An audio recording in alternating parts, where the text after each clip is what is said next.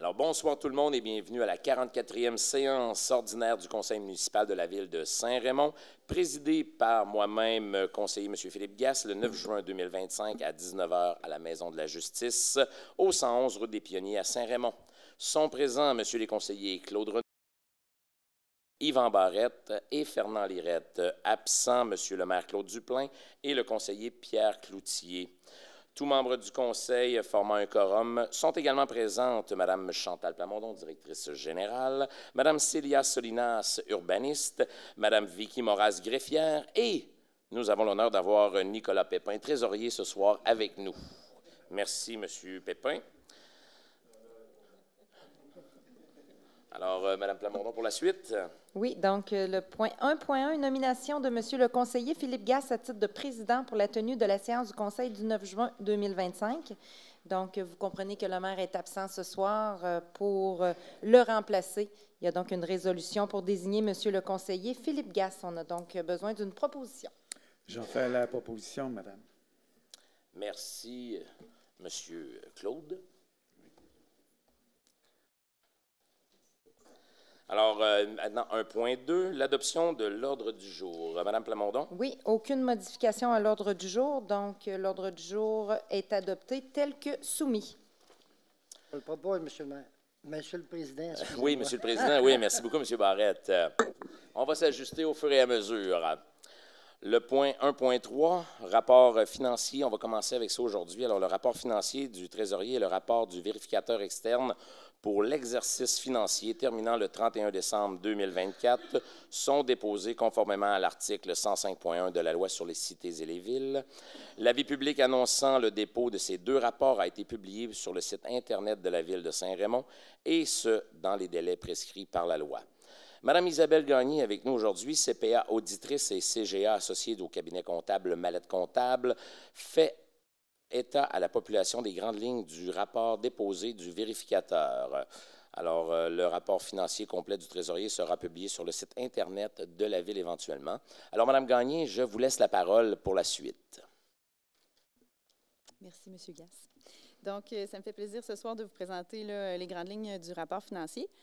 Tout d'abord, dans le fond, peut-être juste mentionner qu'on a émis un rapport avec une réserve là, cette année. Donc, c'est une réserve qui est en lien avec une nouvelle application d'une nouvelle norme là, au niveau du secteur public, qui est en lien avec les OMHS, là, les obligations de mise hors service d'immobilisation.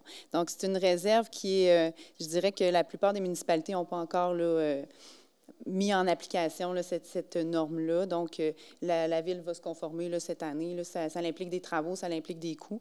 Donc, on a déjà des contrats de données là, pour se mettre à niveau. Là. Donc, l'année prochaine, la réserve ne devrait plus être là. Donc, si on va dans le rapport financier, je pense qu'on peut le projeter à l'écran. Oui, merci. Donc, si on va à la première page, au niveau des résultats de l'année, donc, si on regarde la troisième colonne, c'est, dans le fond, le réel là, de l'année. Puis la deuxième colonne, c'est notre budget. Donc, si on les descend rapidement, parce que dans les pages suivantes, on va éclater les revenus, les dépenses. Donc, au niveau des revenus de fonctionnement, on a 24 250 158 au niveau des revenus. Les revenus d'investissement, 7 838 678. On a des charges de fonctionnement à 25 34 114. Donc, notre surplus, notre excédent lié aux activités de 7 54 000. Donc, ce n'est pas notre excédent de l'année. On vient faire certains ajustements pour se ramener à notre excédent pour fin fiscale. Donc, on vient enlever les revenus d'investissement de 7,8 millions. On vient ajouter les amortissements de 3 484 000. Donc, ce n'est pas une dépense fiscale, on vient les ajouter. Mais on vient enlever les remboursements de la dette à long terme de 1 457 000. Avec notre fonctionnement, on a payé des dépenses d'investissement pour 573 000. On est allé chercher de l'argent dans nos surplus puis dans nos réserves financières pour payer certaines dépenses pour 474 000. Puis dans les autres éléments de conciliation, 138 000, c'est des produits de disposition puis des gains et pertes sur disposition d'immobilisation. Donc, notre excédent vraiment pour l'année 2024 est de 1 283 117. C'est comparable à l'année passée. Donc, à la page suivante. C'est bon? Donc, au niveau du bilan, si on regarde au niveau de la deuxième colonne, c'est notre réel là, au niveau au 31 décembre 2024. Donc, au niveau de la trésorerie, 3 588 000. Des débiteurs, 15 480 000. Donc, dans nos débiteurs, là, on a à peu près pour 13 millions qui est à recevoir des gouvernements du Canada puis du Québec. Là. Donc, c'est la majeure partie là, de nos comptes à recevoir. Au niveau des prêts, 757 000. Donc, c'est les montants qu'on a prêtés pour le lac Bison, le lac Quentin, puis pour les installations septiques. Au niveau des créditeurs et charges à payer, 4 305 000. Donc, si on regarde, c'est un peu plus élevé que l'année passée, c'est qu'on a plusieurs gros projets qui étaient encore en cours. Donc, on avait beaucoup de retenues sur contrat à payer au 31 décembre. Les revenus reportés, 9 140 000. Donc, on a un gros montant là-dedans qui va être remis à la SHQ dans le projet là, Chantejoie. Donc, on a un 6,5 millions là-dedans qu'on a dans nos caisses puis qu'on va redonner à la SHQ. On a nos montants pour carrières sablières qui sont là-dedans, puis tous les revenus reportés là, normal. Donc, au niveau de la dette à long terme, 25 540 000. Donc, on est à dette nette de 19 159 910. C'est normal d'être à dette nette dans une municipalité. C'est que nos immobilisations sont financées à long terme. Les immobilisations corporelles, 86 169 000. Puis dans les autres actifs non financiers, 811 785, c'est nos propriétés destinées à la revente qui sont là-dedans, puis des frais payés d'avance. Donc, au niveau de nos excédents, un autre chiffre qui est intéressant, c'est l'excédent de fonctionnement non affecté. Donc, c'est comme le surplus de la ville non affecté. Donc, il est à 4 761 159. Si on regarde par rapport à l'année passée, là, on s'est maintenu. Donc, on n'a pas gonflé nos surplus, on les a utilisés, puis on s'est maintenu là, dans notre surplus non affecté. Excédent de fonctionnement affecté, donc 1 315 000. On va voir le détail à la page suivante. Puis nos réserves financières et fonds réservés à 4 842 000. Les autres montants, c'est des montants un petit peu plus complexes à expliquer. Là, je vais vous en faire grâce. À la page suivante. Donc, on voit là, justement le détail de l'excédent de fonctionnement affecté. Donc, dans notre excédent affecté, on a prévu pour boucler le budget 2025 698 000. Donc, on a pris de l'argent dans notre surplus pour boucler notre budget de l'année suivante. D'autres montants, d'autres projets qui sont en cours pour 352 000, puis le PTI de l'exercice suivant. Donc, on prévoit payer des dépenses d'investissement avec notre surplus pour 265 000 en 2025. Si on regarde un peu plus bas, dans les réserves financières et fonds réservés, donc la Ville a des réserves pour la disposition des boues. Donc, on se cumule de l'argent année après année pour que quand cette grosse dépense-là arrive, bien, on a déjà les sous de côté. Donc, on a 263 000 de cumulés à date dans la réserve. Le fonds industriel est à 2 432 540 au 31 décembre. On a notre fonds de roulement.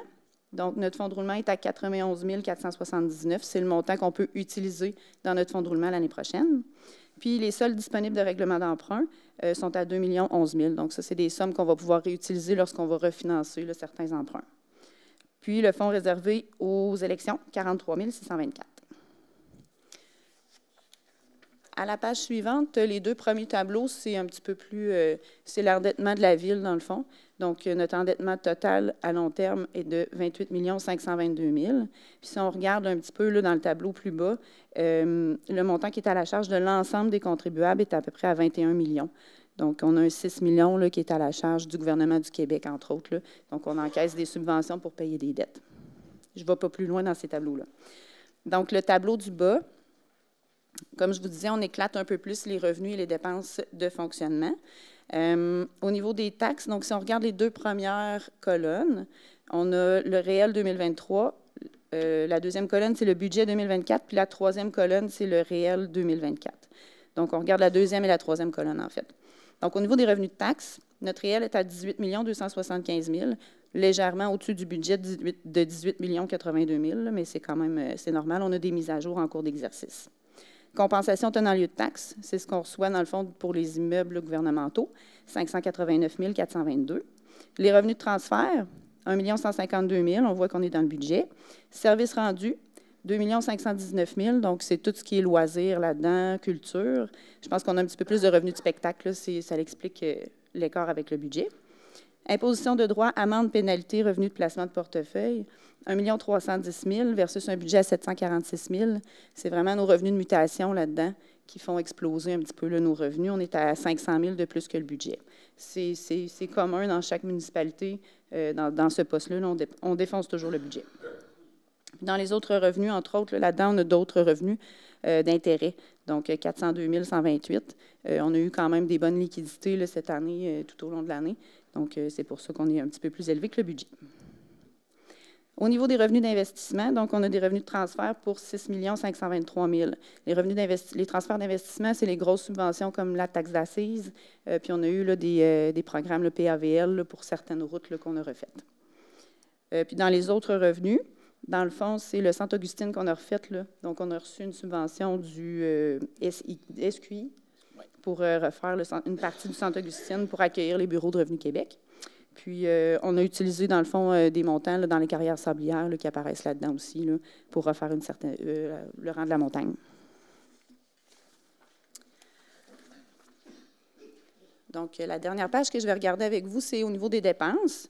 Si on regarde les deux premières colonnes, donc on a le budget 2024 puis le réel 2024. Donc, au niveau de l'administration générale, on est dans le budget, là, 3 410 000. Sécurité publique, on a la police pour 2 113 000. Là aussi, on est dans le budget. Sécurité incendie, 979 000 versus un budget 980. On est dans le budget aussi. Dans les autres sécurités publiques, 341 000, c'est tout ce qui est brigadier et contrôle d'animaux là-dedans.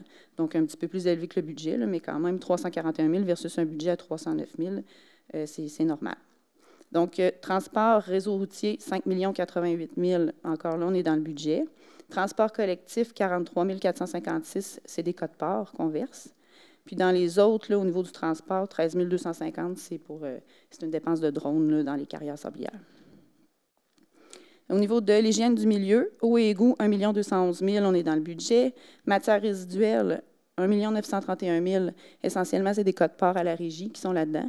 Puis, où ce qu'on défonce un petit peu, c'est de la refacturation de fosses septiques, mais on a les revenus pour compenser les dépenses.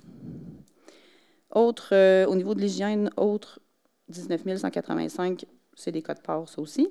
Santé bien-être, dans le fond, c'est les frais pour l'OMH, 85 035 $. Aménagement et urbanisme, 840 000 au réel versus un budget 787. On a eu un petit peu plus de salaire là-dedans. Promotion développement économique, 427 000 versus un budget à 521. Donc, on a versé un petit peu moins d'argent à la CDSR, qui a été plus autosuffisante. Dans les autres, 296 000 versus un budget à 346, c'est entre autres le programme Réno Québec qui est là-dedans. Donc, il nous débloque des sommes, mais on ne les utilise jamais vraiment tous. Là. Loisirs et culture, 3 940 000 versus un budget à 4 millions. Donc, c'est un petit peu là, tout le centre de ski qui a été ouvert moins longtemps, des choses comme ça là, qui expliquent un peu la baisse. Frais de financement, 807 197 versus un budget à 659. Donc, les taux d'intérêt ont été un petit peu plus élevés que prévu. Donc, ça explique là, le 21 549 000 de dépenses de fonctionnement. Donc, l'amortissement, ça va. Puis, la page suivante, c'est l'excédent d'investissement. C'est peut-être moins pertinent là, pour présentation. Ça fait le tour. Madame Gagné, encore une fois, merci beaucoup. Alors, on peut constater que les finances de la Ville se portent bien. Oui. Et c'est bon. Messieurs, tout est sous contrôle? Ça doit être Monsieur le maire qui nous envoie des ondes, effectivement. Ça doit être pour ça ce soir. Mais merci. Alors, on peut dire que les finances de la Ville sont en bonne santé et que M. Pépin fait un excellent travail. On le confirme. Alors, merci encore une fois. Évidemment, si vous voudriez le regarder à tête reposée, parce que c'est beaucoup de chiffres, évidemment, le tout est disponible sur le site Internet de la Ville et notre première période de questions va être consacrée justement au rapport du vérificateur externe. Alors, si vous avez des questions sur ce qui vient d'être mentionné par Mme Gagné, c'est l'occasion. Sinon, évidemment, plus tard, quand vous aurez fait des recherches, M. Pépin est toujours disponible à la Ville pour vous recevoir. Ça va lui faire plaisir. Alors, le point 1.3 est clos. Encore une fois, merci beaucoup. Nous allons passer maintenant au point 4, 1.4, la première période de questions. Alors, à ce niveau-là, alors nous allons aller maintenant à 1.5, l'adoption des procès-verbaux des séances tenues le 12 mai, 29 mai et 2 juin 2025. Madame Plamondon ou Madame la directrice? Oui, comme à l'habitude, si, messieurs les conseillers, vous n'avez pas de modifications à apporter aux procès-verbaux, ils seraient adoptés là, tels qu'ils ont été déposés. Alors, est-ce que j'ai une proposition? J'en fais la proposition, Monsieur le Président. Merci beaucoup, Monsieur Voyer. Alors maintenant, 1.6, le bordereau de la correspondance pour la période du 5 au 26 mai 2025.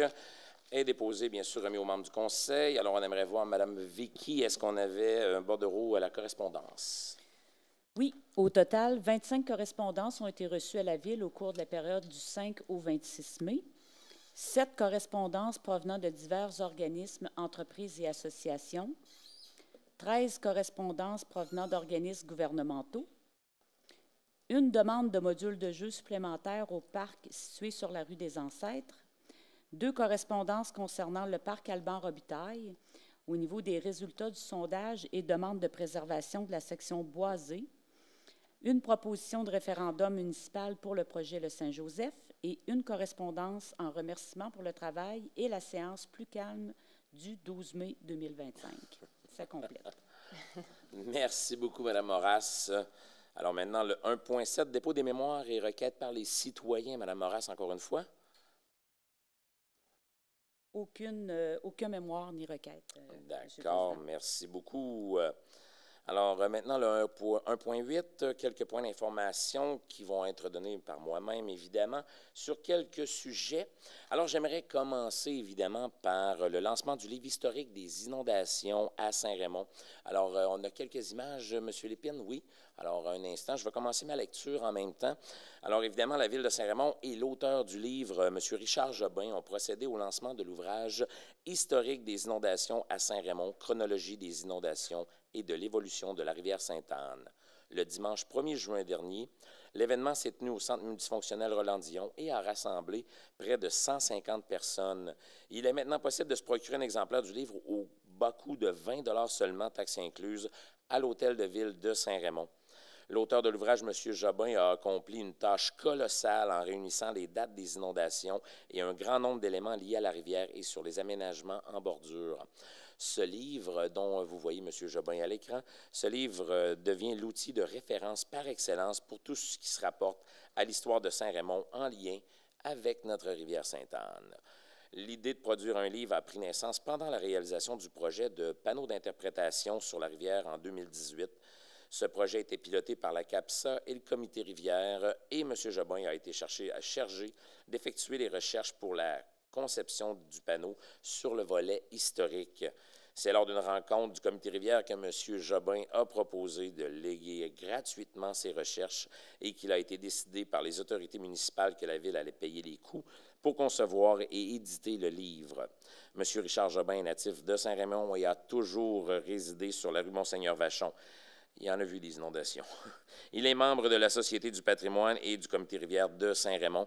Alors, bien sûr, son bagage, son expérience et toute l'information qu'il a pu ramasser nous donne la meilleure ouvrage qu'on n'aurait pas pu avoir, justement, sur cette fameuse rivière qui nous fait quelques soubresauts à l'occasion.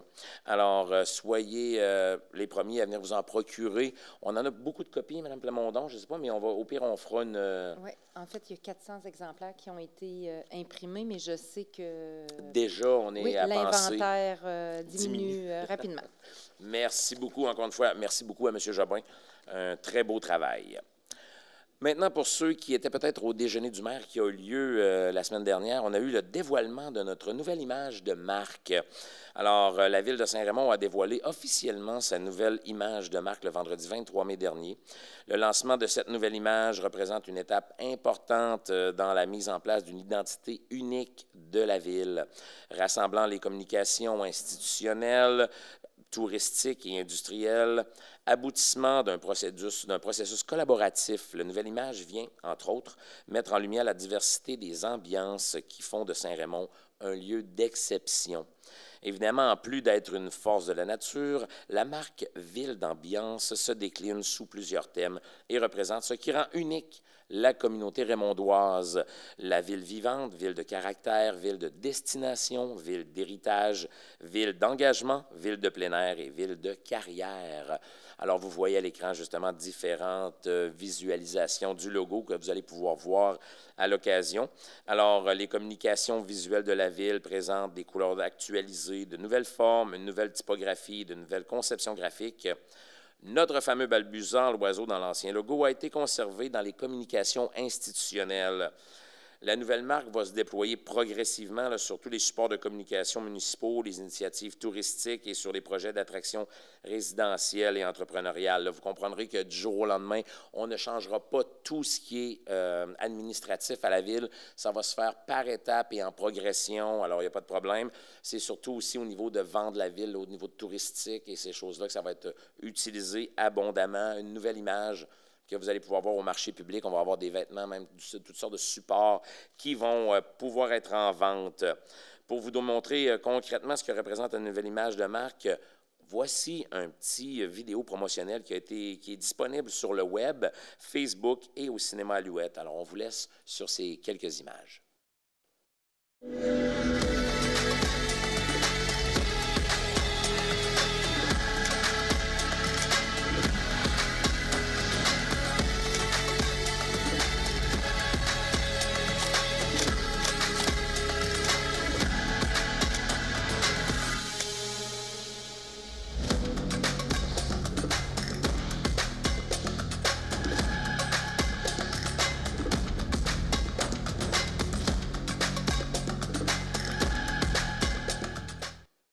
Et voilà, alors un petit vidéo de 30 secondes, là, il n'y a rien de mieux que des images pour nous donner le goût. Alors, vous avez vu différentes couleurs, différentes typologies, effectivement. Alors, c'est ce qui va être utilisé là, prochainement. Vous allez même voir notre journal municipal, monsieur Renaud, qui nous l'avons ici. Alors, ça, c'est la dernière mouture, mais la prochaine sera différente. Alors, soyez bien informés. Vous allez voir quelques différences, même au niveau des couleurs. Alors, ça va être très attractif.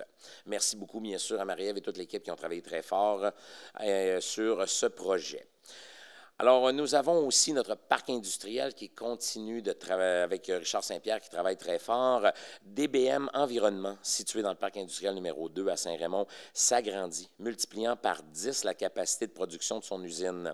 Un important investissement de plus de 3 millions de dollars permettra à cette entreprise familiale de se hisser vers de nouveaux sommets en matière de gestion des déchets biomédicaux et de déchiquetage des documents confidentiels à travers la province. Alors, c'est toujours le fun d'avoir des entreprises qui, en plus d'être établies, grossissent. Alors, vous voyez sur la photo, évidemment, notre commissaire industriel, M. Richard Saint-Pierre, le propriétaire, M. David Laflamme, président et fondateur de DBM, et bien sûr, M. Claude Duplain, maire de Saint-Raymond.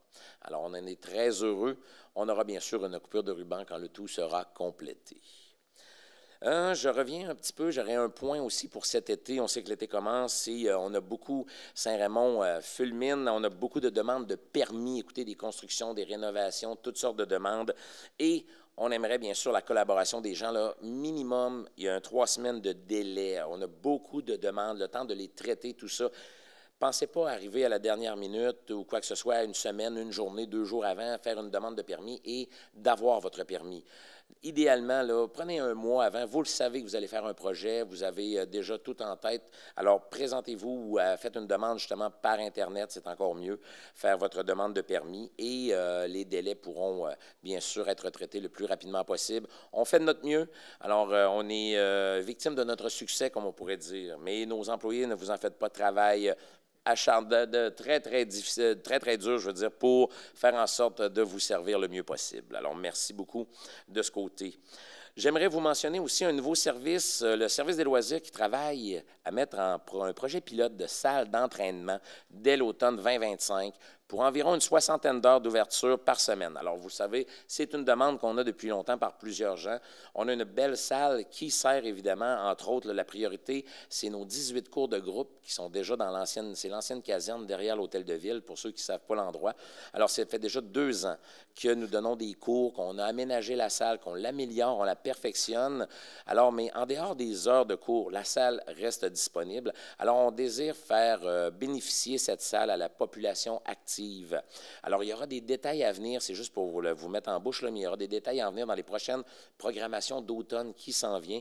Et une publication teaser, là, pour vous donner le goût, sortira bien sûr cette semaine. Alors, vous regarderez sur le Facebook de la Ville ou bien sûr sur notre site Internet pour voir justement ce teaser qui vous donnera une idée un peu de ce qui s'en vient pour l'entraînement. Alors, nous sommes présentement à la recherche, justement, de préposés, le surveillant préposé pour combler l'équipe de la salle d'entraînement dès cet automne. Alors, si vous êtes intéressé et que vous aimeriez, bien sûr, accompagner les gens, vous n'êtes pas obligé d'être un professeur d'éducation physique, tout ça, c'est juste pour les aider à l'arrivée. Il y aura une petite formation qui vous sera donnée, tout ça. Alors, vous êtes les bienvenus à déposer votre CV, bien sûr, à la Ville. Et ensuite de ça, nous avons évidemment notre fameux parc sportif. Alors, je vais vous donner quelques informations à nouveau de notre parc sportif Promutuel. Si vous avez l'occasion de passer par la route des Pionniers, vous voyez que ça évolue de jour en jour. Alors, évidemment, c'est... comment je pourrais dire? Non, ce ne sera pas long. Voilà, le bâtiment d'accueil que vous avez pu voir, eh bien, il sera ouvert au public d'ici les prochaines semaines, d'ici la fin du mois de juin, peut-être même avant. Alors, notez également que plusieurs chantiers de construction aussi vont débuter cet été. Alors, le bâtiment principal va être disponible pour les toilettes et bien sûr pour l'eau, ces choses-là, ça va être disponible. En juillet, on aura l'aménagement du circuit de progression à vélo de montagne et le début des travaux de la Pump Track. Alors, 2 beaux circuits vélo. Suivra au mois d'août le début des constructions des terrains de tennis et de pickleball. On aura l'éclairage du terrain de balle et le début de la construction de la patinoire 4 saisons. Oui, alors ça s'en vient, on va l'avoir. Pour la suite des informations, M. Claude Renaud va nous donner quelques informations au niveau culture et loisirs. Merci, M. Gass, M. le Plaisir. Président. Donc, début des activités du camp de jour. Le camp de jour des loisirs sera en opération à compter du 23 juin jusqu'au 15 août inclusivement. Prenez note que les activités sont annulées les 24 juin et 1er juillet. Bien que beaucoup de groupes affichent complet pour certaines semaines, notez qu'il est possible de s'inscrire en fonction des places disponibles. Toutes les informations se retrouvent sur la plateforme Voilà du site web de la Ville de Saint-Raymond, section camp de jour. Profitez du plein air à proximité, donc on vous offre l'opportunité de venir découvrir nos sentiers pédestres à travers une série de parcs de la Ville. Nous vous invitons à découvrir notre réseau de sentiers pédestres souvent méconnus. Au centre-ville, par le parc Alban-Robitaille, à partir de l'église, un sentier pédestre de 650 mètres en bordure de la rivière Sainte-Anne. Le parc riverain de la Sainte-Anne à partir du stationnement au bout de la rue Saint-Hubert, un sentier pédestre de 1 km. En périphérie, vous avez le parc de la Tourbière à partir du stationnement des terrains de tennis voisin du Salon de quilles sur Côte-Joyeuse. Un sentier de 1 km qui nous fait découvrir les tourbières de la Chute-Panay. Ski Saint-Raymond, à partir du stationnement du centre de ski, un sentier de 2 km en montagne qui nous fait découvrir de magnifiques points de vue. Également, on vous invite à profiter des prochaines activités qui vont venir à l'Agora du Pont-Tessier. Donc, à votre agenda, les Fêtes nationales du Québec le 23 juin. Le 26 juin, c'est le début du rendez-vous du Pont-Tessier, donc c'est avec le marché public, donc c'est à tous les jeudis. Également, vous avez la Fête du Canada le 1er juillet. Et le 8 juillet, c'est le spectacle en famille à 18h30, donc ça, c'est les mardis. Vous avez toutes les informations sur le site web de la Ville de Saint-Raymond. Et probablement dans notre journal La Force de l'information. Dans la prochaine édition du Dans la prochaine édition, la nouvelle image. Alors, comme on peut voir, beaucoup de belles dates et d'événements à retenir là, dans les prochaines semaines. Merci beaucoup, M. Renaud. M. Foyer.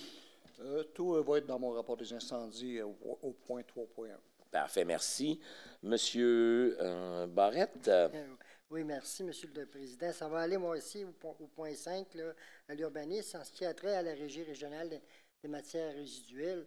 Il n'y a pas rien de particulier pour le moment. Là. Parfait. Je crois que c'est les grosses vidanges qui s'en viennent, par exemple. Il y aura une date, là, je ne sais pas si on t'a... Les encombrants. Oui. Je pense que c'est aujourd'hui. C'est aujourd'hui, oui. Hein? Merveilleux. Bon, bien, parfait. Je sais qu'il y en avait déjà qui l'avaient mis au chemin. Oui, alors, bonne nouvelle, il y en a qui suivent. Excusez, M. le oui, Président, il y a encombrant et encombrant, mettons. Il y a un jugement là-dedans à avoir pour ceux qui veulent vider leur... Parce que normalement, ils devraient s'assurer que ceux qui vont les chercher sont capables de manipuler ce qu'ils auront à transporter. Fait que ça arrive parfois qu'il y a des encombrants qui demeurent là un certain temps parce qu'ils ne sont pas ramassés. Fait que ça serait évité, ça. Les gens, ils devraient appeler à ce moment-là à la ville, là, mettons, pas après, mais pendant, puis avant, de dire, ben là, c'est quoi le volume? Parce qu'il y a un certain volume à mettre, là. Parce qu'on voit sur le bord du chemin, souvent, beaucoup de divans des CIO. Est-ce que ça fait partie de ça? Oui, oui, mais il y a un volume. C'est que entre un divan et des divans, ou encore un set de salon, puis un set de cuisine, etc. C'est pour ça qu'il y a... puis il y a une autre journée d'encombrement qui est prévue aussi. Normalement, c'est 2 fois par année. Mais là, dans une période aujourd'hui, ça tombe aujourd'hui, tant mieux. Bien, tant mieux pour les personnes qui n'ont pas pensé à ça. Bien, il est trop tard. Vous penserez à aller les porter. On est chanceux sur notre territoire. On a un bel endroit pour aller les disposer à l'éco-centre. À Bourg-Louis, c'est ouvert du mardi au samedi. Puis il y a un très bon service. Fait que les gens, il faut qu'ils s'organisent. C'est sûr qu'ils vont dire j'ai pas de trailer, j'ai pas ci, j'ai pas ça. Il y a toujours des GEPA. Mais tant qu'on met. Idéalement, là, lorsque les encombrants sont installés, ils sont mis en bordure de route.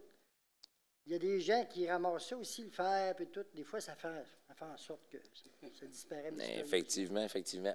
C'est bien, Monsieur le Président. Merci beaucoup, M. Barrette. M. Lirette. M. Lirette, il va revenir au point 4. Au point 4 pour M. Lirette. Parfait. Merci beaucoup. Alors, passons maintenant au point 1.10, nomination du maire suppléant pour les mois de juillet à octobre 2025. Madame la directrice. Oui, donc, attendu les dispositions de l'article 56 de la loi sur les cités et villes, il est proposé que M. le conseiller Philippe Gasse soit nommé maire suppléant pour les mois de juillet à octobre 2025. Donc, c'était M. Renaud là, qui assurait le titre de maire suppléant, là, qui va l'assurer, en fait, jusqu'à la fin juin. Alors, on aurait besoin d'une proposition? Ah, je le propose, M. le maire. Monsieur le Président, oui. De toute façon, vous êtes déjà maire à soir. Oui, oui, effectivement. Merci, M. Lirette. Alors maintenant, au point 1.11, c'est une reconnaissance qu'on aimerait faire à Mme Josée Pellan pour sa contribution à la gestion des risques d'inondation. Tout à l'heure, on parlait du livre de M. Jobin. Eh bien, Mme Pellan, elle, de son côté, a accompagné la ville de Saint-Raymond avec un professionnalisme exemplaire dans la région, dans la gestion des risques d'inondation au cours des dernières années. Alors, ses efforts constants, son expertise et son dévouement ont permis de renforcer les mesures de prévention et de résilience face aux risques d'inondation, assurant ainsi une meilleure sécurité des citoyens et des infrastructures. Le résultat de son accompagnement ont contribué de manière significative à la protection et au développement durable de la communauté de Saint-Raymond. La Ville de Saint-Raymond souhaite exprimer sa gratitude envers Mme Josée Pellan pour le travail accompli et l'impact positif de son engagement. Le sommaire décisionnel déposé lors de la séance de travail tenue le 9 juin 2025 est l'aval des membres du Conseil. Alors, le Conseil municipal de la Ville de Saint-Raymond remercie officiellement Mme Josée Pellan pour son accompagnement et son précieux apport à la gestion des risques d'inondation dans la Ville. Mme Josée Pellan va recevoir une copie de cette résolution en témoignage de la reconnaissance de la Ville de Saint-Raymond et qu'un livre, justement, de M. Richard Jobin lui soit remis gracieusement. Alors, est-ce que j'ai une proposition? Propose, Monsieur le Président, mais en même temps, on devrait transmettre une copie de la résolution au ministre de la Sécurité publique, puis au député de Portneuf, M. Vincent Caron. Très bonne idée, M. Barrette. Merci. Oui. Alors, merci. Alors, 1.12, autorisation en vue de la rénovation du bâtiment situé au 100 avenue Saint-Jacques.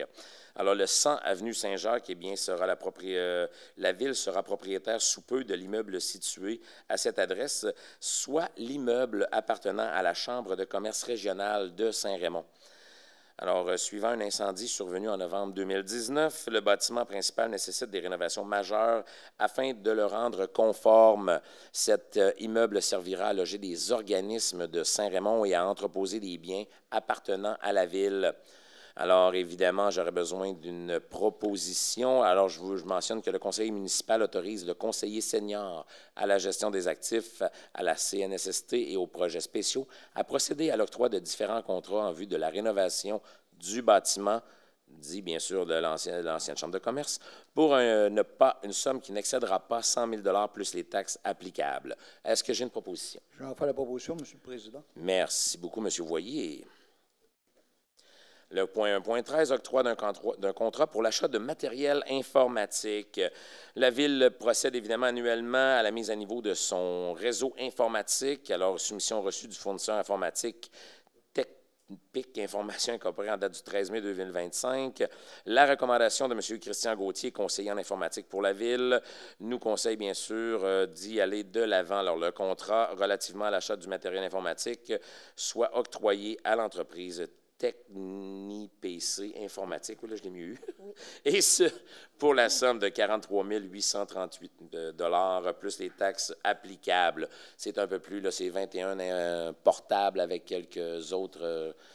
des écrans, exactement. Alors, est-ce que j'ai une proposition? Je propose, M. le maire. Monsieur le Président, excusez-moi. Merci beaucoup, M. Barrette. Allons-y maintenant avec le 1.14, engagement financier envers le Camp Portneuf pour l'année 2025 et autorisation en vue de la signature d'une entente. Alors, bien sûr, le conseil municipal souhaite continuer à supporter le Camp Portneuf dans son développement et à cet effet, il s'engage à lui verser une aide financière pour l'année en cours. Évidemment, la Ville de Saint-Raymond confirme son engagement financier envers l'organisme du Camp Portneuf et s'engage en 2025. Bien, en 2024, s'est engagé à lui verser aux alentours de 180 000 $. Et cela, bien sûr, vient pour combler l'entretien des infrastructures. Il y a des compensations de taxes, évidemment, compensation pour l'accès gratuit aux citoyens de Saint-Raymond. Alors ça, bien sûr, c'est très important pour les activités du Camp Portneuf. Il y a des compensations pour les inscriptions au camp de jour qui sont faites au Camp Portneuf et des compensations pour le service de transport au camp de jour, là, comme je vous le disais, aux alentours de 180 000 $ environ. Alors évidemment, le Camp Portneuf, lui, s'engage à remettre à la Ville une copie de ses états financiers mensuels et ses états annuels sont vérifiés. Les données financières mensuelles devront refléter la situation réelle de l'organisme et l'entière satisfaction de la Ville.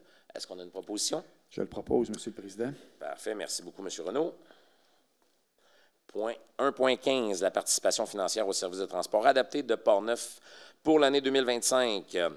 Alors, évidemment, les municipalités locales dont leur territoire n'est pas desservi par une société de transport en commun ou par un autre organisme public de transport en commun qui assure un service de transport adapté aux personnes handicapées doit, par résolution dont copie doit être transmise au ministère des Transports et de la Mobilité durable, contracter avec une personne afin d'assurer aux personnes handicapées l'accès sur son territoire à des moyens de transport adaptés à leurs besoins. Alors, le service de transport adapté de Portneuf est pris en charge par la MRC de Portneuf, et ce, depuis le 1er juillet 2011. Alors, la Ville confirme l'adoption du plan de transfert de transport adapté, de la tarification et des prévisions budgétaires pour les années 2025 à 2027. La Ville confirme également sa participation financière annuelle pour l'année 2025 au montant de 26 861 $. Est-ce qu'on a une proposition? Je le propose, M. le Président. Merci beaucoup, M. Lirette. Alors, le numéro 1.16, adoption du règlement uniformisé, numéro RMU 2025, relatif à la sécurité et à la qualité de vie. Madame la directrice. Oui, c'est l'adoption finale du règlement. Peut-être juste rappeler l'objectif de ce règlement, en fait, c'est d'assurer une application uniforme et efficiente là, par les agents de la Sûreté du Québec et les officiers municipaux des différentes règles visant à assurer la sécurité, la quiétude et la qualité de vie de tous les résidents des municipalités qui forment la MRC de Portneuf. Donc, c'est l'adoption finale. Merveilleux. Alors, est-ce qu'on a une proposition? J'en fais la proposition, M. le Président. Monsieur Voyer, merci. Le point 1.17, dépôt de la liste des personnes engagées par la directrice générale conformément aux articles 4.1 et suivants du règlement 840-24. Madame la directrice? Oui, c'est un dépôt seulement. En fait, ce sont des étudiants qui ont été engagés pour travailler au service des travaux publics. Donc, M. Raphaël Pajot, M. Maxence Lefebvre et M. Derek Plamondon. C'est un dépôt. Merci beaucoup. Alors, allons-y maintenant avec le 1.18, seconde période de questions. Oui, bonjour. On va vous demander de vous présenter. Absolument, Serge Allaire. Serge Allaire. Renseigne-toi. Écoutez, ma première question, c'est en lien avec la nouvelle image. Je me posais comme question, est-ce que ça va changer le fait par rapport aux armoiries, par rapport à l'utilisation du logo, ou tout ça est intégré ensemble? Je suis clair dans ma question, là? Oui. Ça va-tu venir, parce que je me rappelle très bien que le maire Roland Dion tenait beaucoup aux armoiries, donc je me posais juste la question, si ça va disparaître au fil du temps ou bien ça va être conservé dans la nouvelle image? Très bonne question. Effectivement, ça va être conservé. Il y a des choses comme ça vraiment qui restent traditionnelles et qu'on voulait conserver. Le balbuzard en a fait partie dans nos discussions. Il y en a qui on ne savait pas si on le voulait ou non. Il est resté aussi. Alors, les armoiries, effectivement, comme M. Dion, on y est attaché. OK, donc je comprends que ça va faire partie de la nouvelle image, oui. Puis graduellement, ça va s'intégrer, tout ça va s'intégrer ou s'harmoniser ensemble. Et voilà. C'est ce que je comprends? OK. Oui, deuxième question, oui. C'est par rapport au 100 avenue Saint-Jacques. Je comprends que la Ville va en devenir propriétaire. Est-ce que ça inclut aussi les entrepôts? Oui, exact. Oui. Les entrepôts viennent donc, avec. Donc, est-ce que, ma sous-question par rapport à ça, est-ce que le service que la Chambre offrait aux citoyens par rapport aux entrepôts va être conservé ou ça va être gardé pour de l'entreposage, comme vous le disiez, M. le Président, là, pour la Ville? Effectivement, c'est sûr qu'il y a déjà des contrats qui sont présentement avec certains citoyens qui vont être honorés, mais par la suite, ça va être plutôt, on essaie de voir comment on pourrait utiliser pour, je donne un exemple, les organismes à but non lucratif ou la Ville, justement, pour utiliser ces entrepôts-là. On a des entrepôts à Saint-Raymond au niveau des entrepreneurs privés qui gèrent de l'entreposage, alors on pourra rediriger ces gens-là vers là. Qui veulent avoir de l'entreposage et nous se concentrer sur la Ville et peut-être des organismes. Merci, M. le Président. Ça fait plaisir, M. Allaire. Bonjour à vous. Bonsoir, Valérie Trudel. Bonjour, Valérie. Bonjour. Avec le maire, la semaine passée, il a annoncé la nouvelle image, puis il a annoncé aussi plusieurs projets qui s'en venaient. Moi, je me demandais, avec l'arrivée de ces futurs projets-là, est-ce que la Ville elle a développé un plan stratégique pour détailler la vision, la mission de la Ville, les grandes orientations, les objectifs qu'on va atteindre à long terme, à court terme, les étapes de réalisation puis les mesures de rendement pour surveiller l'évolution? Il est évident. Vous étiez au déjeuner du maire? Non, je n'étais pas là, j'ai juste lu. Oui, c'est ça. Le déjeuner du maire répond beaucoup à ces questions. Dans le fond, on donne un peu le plan stratégique qui en est durant ce déjeuner-là, un peu les échéanciers, les projets, comment on voit la vision. Mais c'est sûr qu'au Conseil de ville, on est toujours préoccupé par ces questions-là. Évidemment, vous le savez qu'au mois d'octobre, là, on va avoir de nouveaux conseillers, on va avoir de nouvelles personnes autour de la table. Est-ce que tout ça va être... Tout ça peut être transformé ou on ne le sait pas encore. Alors, à partir de là, c'est sûr qu'on a quand même un carnet où Mme la directrice a des choses à suivre. Puis ensuite de ça, les gens, le conseil en rediscutera en temps et lieu. OK. Puis ça, est-ce que ce document-là ou cette vision-là, c'est disponible au public ou? En fait, il n'y a pas réellement de document là, présentement. C'est une vision qui s'est développée avec le temps. Corrigez-moi, là, monsieur le conseiller, oui. Qui se développe, puis éventuellement, ça va être mis vraiment plus en papier. Mais pour l'instant, je pense qu'il y avait tellement de projets qu'on est allé un peu avec les projets prioritaires, mais éventuellement, il va y avoir quelque chose qui va être vraiment prescrit dans un document. C'est ça, exact. Mais c'est sûr qu'on tient compte de chacun des développements, l'impact qu'il peut avoir sur le restant du développement. Oui. C'est automatique qu'on fait l'ensemble de l'œuvre. On n'y va pas juste à la pièce, on regarde l'ensemble de l'œuvre. On a des conseillers aussi avec nous, des gens qui travaillent pour nous diriger là-dedans. Parce qu'on ne connaît pas tout, alors on a besoin de spécialistes qui viennent nous accompagner dans tout ça. OK. Puis, dans le fond, ce plan-là, éventuellement, quand il va en avoir un, ça va aussi inclure, mettons, les besoins en investissement, parce que pour voir l'impact que ça va avoir pour les citoyens sur leur compte de taxes. Monsieur Pépin, vous pouvez vous en parler. Il nous garde à jour à ce niveau-là, très, très serré. Parfait. Ma dernière question. Jeudi, le 29 mai, il y avait une assemblée spéciale que vous avez présenté une motion pour un projet de règlement qui a été adopté lundi le 2 pour augmenter le montant d'emprunt de 8,3 millions. Oui. C'était quoi? Dans le fond, le parc sportif en fait partie, parce que le parc sportif, si M. Pépin, à moins que M. Pépin veuille répondre, on l'a avec nous, alors profitons-en de son expertise. Oui, en fait, on avait déjà un emprunt, le corrige-moi, de 8,7 millions. Le règlement initial d'emprunt pour le parc sportif, qui date de 2023. Depuis ce temps-là, on a eu l'approbation de la subvention d'environ 8 millions. Donc, ça nous permet de dépenser, on va dire, un 17 millions moins la subvention pour que la charge aux citoyens reste la même, mais on vient augmenter la dépense admissible à 17 millions. OK. Mais l'impact ne change pas sur le compte de taxes. Parfait. Merci. Merci beaucoup pour les questions. Et j'aimerais remercier les gens qui sont venus, des questions brèves, précises. Alors, c'est ce qu'on aime. Merci. Alors, passons maintenant au point 2.1, le bordereau des dépenses pour la période se terminant le 5 juin 2025. Alors, évidemment, les grosses dépenses de mai, là, on a le ministère des Finances avec le service de la sécurité du Québec, la Sûreté du Québec pour 2025. On a fait le premier versement qui est de 1 000 1,076 000. Ouais. Il faut faire la précision. Hein? Alors, vous voyez que la Sûreté du Québec, c'est plus de 2 millions par année. C'est pratiquement 10 du budget. On a construction côté IFIS pour la construction du bâtiment d'accueil au Parc Promutuel au montant de 312 000 $. On a équipement planeur limité. On a fait l'acquisition d'une chenillette à trottoir. Oui, je sais, c'est pour la neige, mais on avait des bonnes... c'était le bon timing pour en faire l'acquisition au montant de 277 900. On a la régie régionale, le code-part 2025 pour la vidange des fosses septiques, le premier versement de 3 de 120 700 $. Et bien sûr, les salaires, 253 300, les retenues salariales et à la source versées au ministère, 157 000.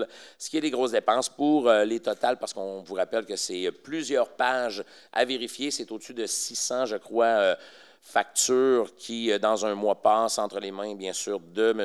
le trésorier, M. Pépin, et on en fait la vérification avant, bien sûr, et si on a des questions, ce qu'on fait le matin avant le conseil. Alors, ça a été fait. Alors, le total des dépenses pour mai 2025, 3 203 685 $. J'aurais besoin d'une proposition. Je propose, M. le Président. Merci beaucoup, M. Barrette. Allons-y maintenant avec 2.2. Je le laisse à Mme la directrice. C'est un dépôt du certificat d'enregistrement du règlement 888-25, règlement décrétant un emprunt en vue des travaux de prolongement des réseaux d'aqueducs et d'égouts sur la grande ligne. Donc, nous avons tenu une journée d'enregistrement. C'est dans la procédure d'adoption des règlements d'emprunt. Ça s'est tenu le 12 mai dernier. Aucune personne ne s'est présentée pour signer le registre, donc le règlement est approuvé par les personnes habiles à voter. Merci beaucoup, Madame la directrice. Je vais juste mentionner, j'ai oublié durant la période de questions, pour ceux qui écrivent des questions par Internet, par email. Alors, ce soir, il n'y aura aucune réponse de données. Ça va être des réponses qui vont être données durant la semaine, dans les prochains jours, par écrit. Vous posez une question par écrit, maintenant, on va vous répondre par écrit. Vous voulez une réponse verbale? Venez faire comme les gens qui sont venus vous présenter, s'il vous plaît, en personne et poser votre question. En tant que président, pour ce soir, là, les questions que vous aurez, vous en avez eues, je crois, probablement, alors seront répondues dans les prochains jours par acquis de droit. Alors, merci de cet ajustement. Alors, on continue avec le 2.3, l'avis de motion et dépôt du projet de règlement 898-25, règlement établissant une contribution monétaire pour le développement d'infrastructures et d'équipements municipaux. Alors, ce règlement a pour objet d'établir le paiement d'une contribution monétaire pour le développement, là, comme je disais, oui, d'équipements municipaux desserviront les unités de logement visées par le règlement. Alors, évidemment, j'aurais besoin d'un avis de motion. Je le propose. Merci. Alors, un avis de motion, vous aurez la chance de vous faire entendre, évidemment, sur le sujet. On va avoir l'adoption au prochain conseil, n'est-ce pas, Madame la directrice? Prochain conseil. Fantastique. Alors, 2.4, on y va maintenant avec l'autorisation en vue de la signature d'une lettre d'entente avec le syndicat des employés municipaux de Saint-Raymond. Madame la directrice? Oui, dans la vision du nouveau service 311, nous avons un nouveau poste à créer qui est le poste d'inspecteur patrouilleur. Il y a donc eu une rencontre en comité de relations de travail, donc l'employeur et le syndicat, et nous en sommes venus à l'entente que nous allions créer un nouveau poste d'inspecteur patrouilleur qui sera une classe salariale 6. Donc, la résolution ce soir, c'est pour autoriser la signature de la lettre d'entente 2025-03. Alors, on va avoir besoin d'une proposition.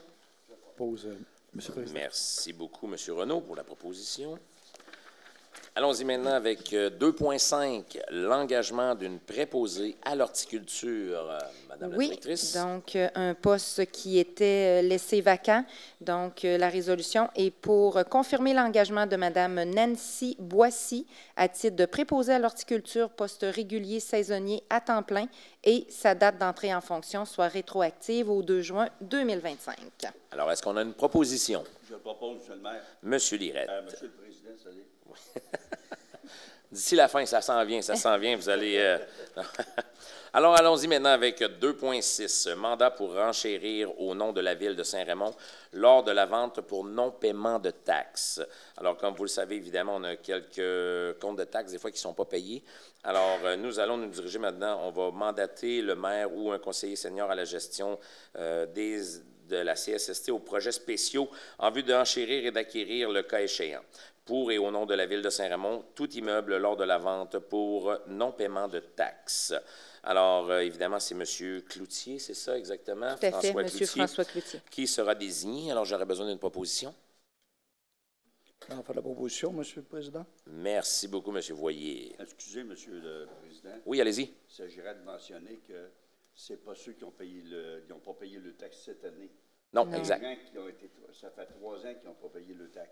Effectivement, bonne précision, M. Lirette. Effectivement, c'est sûr que ça fait 3 ans que leur dossier était dans le rouge. Les soldes impayés, 2 ans. Ouais. 2 ans, OK. Alors, 2 ans?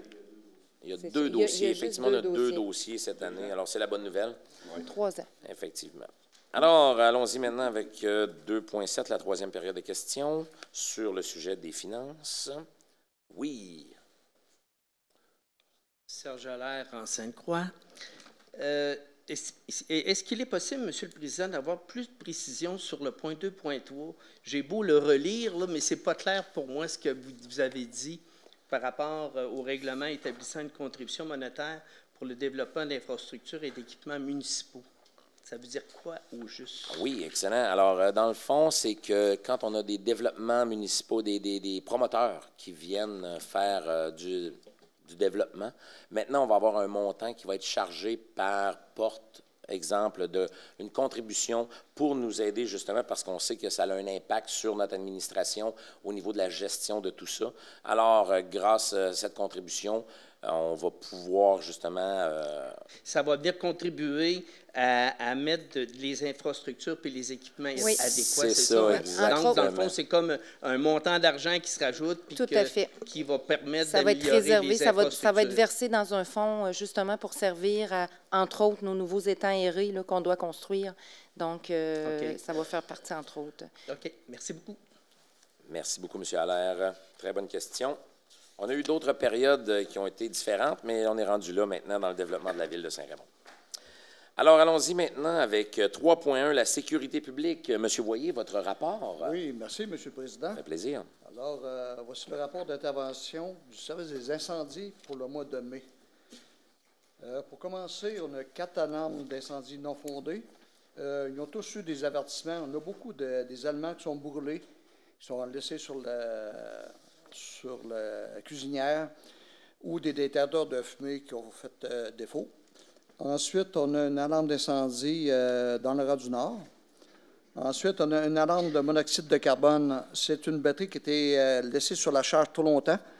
Il a fallu aller ventiler le bâtiment. Ça, c'était dans la rue Saint-Jacques.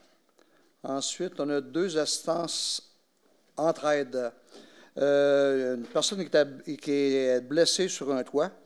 Alors, les pompiers ont été descendre la personne qui était sur le toit dans le Rambourg-Louis. Ils l'ont descendu pour les ambulanciers qui puissent s'en occuper. Ensuite, on a eu également l'aide aux ambulanciers en avenue du Sentier et avenue Genois. On a 2 assistances entraide pour les incendies, dont un feu de résidence à Saint-Basile, à Saint-Basile, et un autre au charbon de bois, feuille d'érable, à Sainte-Christine d'Auvergne. On a été aidés des pompiers.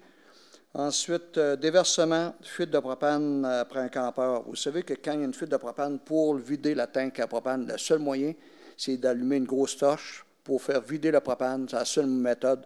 Alors là, les pompiers ils ont été de cette méthode-là pour vider complètement le propane. Ensuite, on été capables de faire remorquer ce véhicule. Ensuite, un feu de résidence dans la rue Saint-Joseph, un meuble à 3 étages. Alors, il y a eu des dommages au sous-sol. Il se serait répandu dans les 3 étages, 2 étages du haut. Alors, il y a beaucoup de pertes intérieures. Alors, beaucoup de nettoyage à faire dans ce bâtiment-là, beaucoup de réparations. Ensuite, feu extérieur, feu à ciel ouvert, des brûlages de branches tourneuses dans le chemin de la Traverse et avenue de la Passerelle.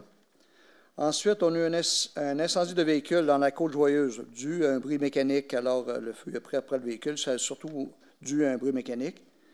Ensuite, on a eu sauvetage en route. Alors, ça, c'est mon ami Robert qui est en vélo. Il est tombé dans la rue des Géants. Et il m'a appelé pour venir en aide. Il pensait qu'il était juste blessé un peu. Alors, j'ai arrivé sur les lieux, mais il était pas mal plus blessé qu'on pensait. Alors, il a fallu appeler le 911. Et rien pour vous dire qu'après sa cheville, il était cassé à 3 places, 3 environ. Alors, ça a pris le 911, les ambulanciers sont venus et les pompiers, parce que les ambulanciers n'étaient pas capables de se rendre sur place. Alors, les pompiers, avec le transporteur, l'ont rapporté jusqu'au début de la rue des Géants et ils l'ont embarqué. Alors, je voulais juste mentionner que le service d'incendie et les ambulanciers ont été très, très rapides. C'était fait professionnellement et Robert, bien, il guérit tranquillement, mais c'est eu une bonne bad luck. Alors, je le salue actuellement parce que je sais qu'il me regarde. Alors, on a sorti 17 sorties dans le mois de mai, qui fait un cumulatif de 79. L'année dernière, 73. On a eu beaucoup d'augmentation en cause des alarmes d'incendie non fondées. Là. On est à 19 actuellement. L'année passée, c'était à 12, d'autres années 17, mais on est haut un peu là-dedans. Ensuite, je veux parler des feux d'artifice qui s'en viennent. Là, vous savez, tout le monde va vouloir faire allumer des feux d'artifice. La Saint-Jean s'en vient. Puis... Alors, il est interdit d'allumer des feux d'artifice dans un rayon de 50 mètres ou 164 pieds de tout bâtiment, dans un rayon de 200 mètres d'une usine ou d'un entrepôt où se trouvent des explosifs, des produits chimiques ou essences ou d'autres produits inflammables, ou pas d'essence ou d'une station de service. Bon, ça veut dire que dans le périmètre urbain, vous ne pouvez pas allumer des feux d'artifice. C'est simple. Et ensuite, quand vous voulez faire une demande pour les feux d'artifice, vous allez sur le site pour faire une demande de permis pour feux d'artifice et prévoyez un délai de 5 jours ouvrables pour le traitement de la demande. Ça veut dire que là, le Saint-Jean s'en vient. Alors, vous avez jusqu'au 19 de juin pour faire votre demande. Après ça, là, il va être pas mal trop tard pour faire votre demande. Et pour le 1er juillet, alors, prévoyez la date limite le 26 de juin pour faire votre demande. Alors, si dépassez après ça, ça peut arriver qu'on n'ait même pas le temps de répondre à votre demande pour un permis de feu d'artifice. Et également, je veux mentionner que avisez vos voisins que vous allez faire un feu d'artifice. Je m'adresserai surtout qu'il y a des personnes qui ont des animaux. Que quand ils entendent des feux d'artifice, il y a des fois des animaux qui vont sauver à cause du bruit. Là. C'est vraiment avertissez les personnes qui sont dans votre voisinage de voir est-ce qu'il y a des impacts. Demandez aux voisins, OK, je me prépare à faire des feux d'artifice. Et aussi, il y a des personnes qui ont des post-traumatiques. Vous savez, si vous en connaissez qui est dans votre coin, avertissez-les pour pas qu'ils soient surpris de ça. Puis, alors, c'est une prévention qu'on fait de ce côté-là. Alors, faites votre demande pour les feux d'artifice, là, c'est très important. Et quand on sait qu'il est envoyé à l'air, il y a moins de chances qu'il y ait de propagation, mais quand il tombe, le feu d'artifice, qui tombe à l'horizontale, c'est là qui est très, très, très dangereux. Mais demandez un permis, puis la ville, ils vont regarder, voir s'ils vous permettent un feu d'artifice. Si vous n'avez pas fait de demande et qu'on s'aperçoit qu'il faut qu'on y aille, bien, vous allez avoir une infraction. Alors, ça termine, Monsieur le Président, mon rapport des incendies pour le mois de mai. Écoutez, merci beaucoup, M. Voyer, et merci pour vos mises en garde et salutations à votre ami Robert là, pour son rétablissement qui, je crois, est en très bonne main. Alors, évidemment, 3.2, on continue avec l'engagement, justement, de 2 pompiers, agents de soutien aux opérations. Madame Plamondon? Suite à l'affichage de 2 postes permanents de pompiers, agents de soutien aux opérations, des entrevues ont été passées et ce sont M. Benjamin Robitaille et M. Carl Guénette qui sont ce soir nommés à titre de pompiers agents de soutien aux opérations et que leur date d'entrée en fonction soit rétroactive au 26 mai 2025 puisque c'est leur premier jour de travail. Donc, félicitations à Benjamin Robitaille et Carl Guénette. 2 pompiers qui étaient déjà dans notre brigade comme pompiers volontaires. Oui. Tout à fait. Alors, deux excellentes acquisitions. Merci beaucoup. Allons-y maintenant avec 3.3. J'en fais la proposition, M. le Président. Ah oui, c'est vrai. Merci beaucoup de me ramener à l'ordre. Alors, la proposition par M. Voyer. Merci beaucoup. 3.3, quatrième période de questions sur les sujets des incendies. On continue à 4.1, transport et hygiène du milieu. M. Barrette, 4.1, votre rapport. C'est mon collègue monsieur, ah oui, c'est Fernand, c'est vrai. Oui. C'est l'urbaniste que vous allez faire ce soir, M. Barrette, exceptionnellement. Oui, merci, monsieur. Vous êtes démêlé, M. le Président? Oh, écoutez. OK. Pour ce qui est du rapport des travaux publics, finalement, du côté du mois de... Votre micro, M. Barrette. M. Lirette. Pardon. Je regardais le président, mais il ne me regardait pas. OK. Les travaux qui ont été effectués par les gens des travaux publics au courant du mois de mai cette année, il y a une chose en priorité qu'il faut faire comprendre aux gens, c'est que la Ville de Saint-Raymond entretient 238 kilomètres de route. C'est la plus grosse municipalité dans la région de Québec qui entretient autant de routes à ses frais. C'est à ses frais, n'oubliez pas ça. Les travaux, là, finalement, qui ont été faits au cours du mois de mai, les travaux de tonte de fossé dans l'ensemble du territoire, avec la nouvelle tondeuse acquis, sont débutés.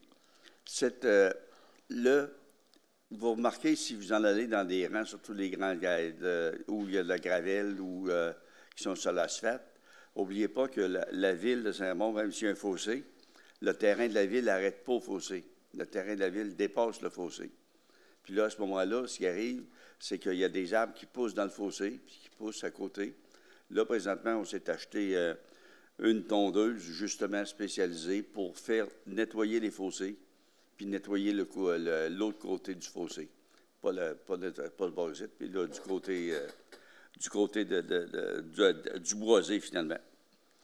Il y a eu des travaux de nivelage avec du gravier. De toute façon, l'hiver, c'est tout le temps pareil. Avec la pluie qui nous tombe, il faut niveler. Travaux de déboisement des emprises et creusage de fossés au cœur de certains rangs. Travaux de remplacement des murs de soutènement à intersection Saint-Louis et Édouard-Panès. Lorsque vous montez la rue Saint-Louis, on a fait un beau muret au cours des 3 dernières années en ciment du côté gauche.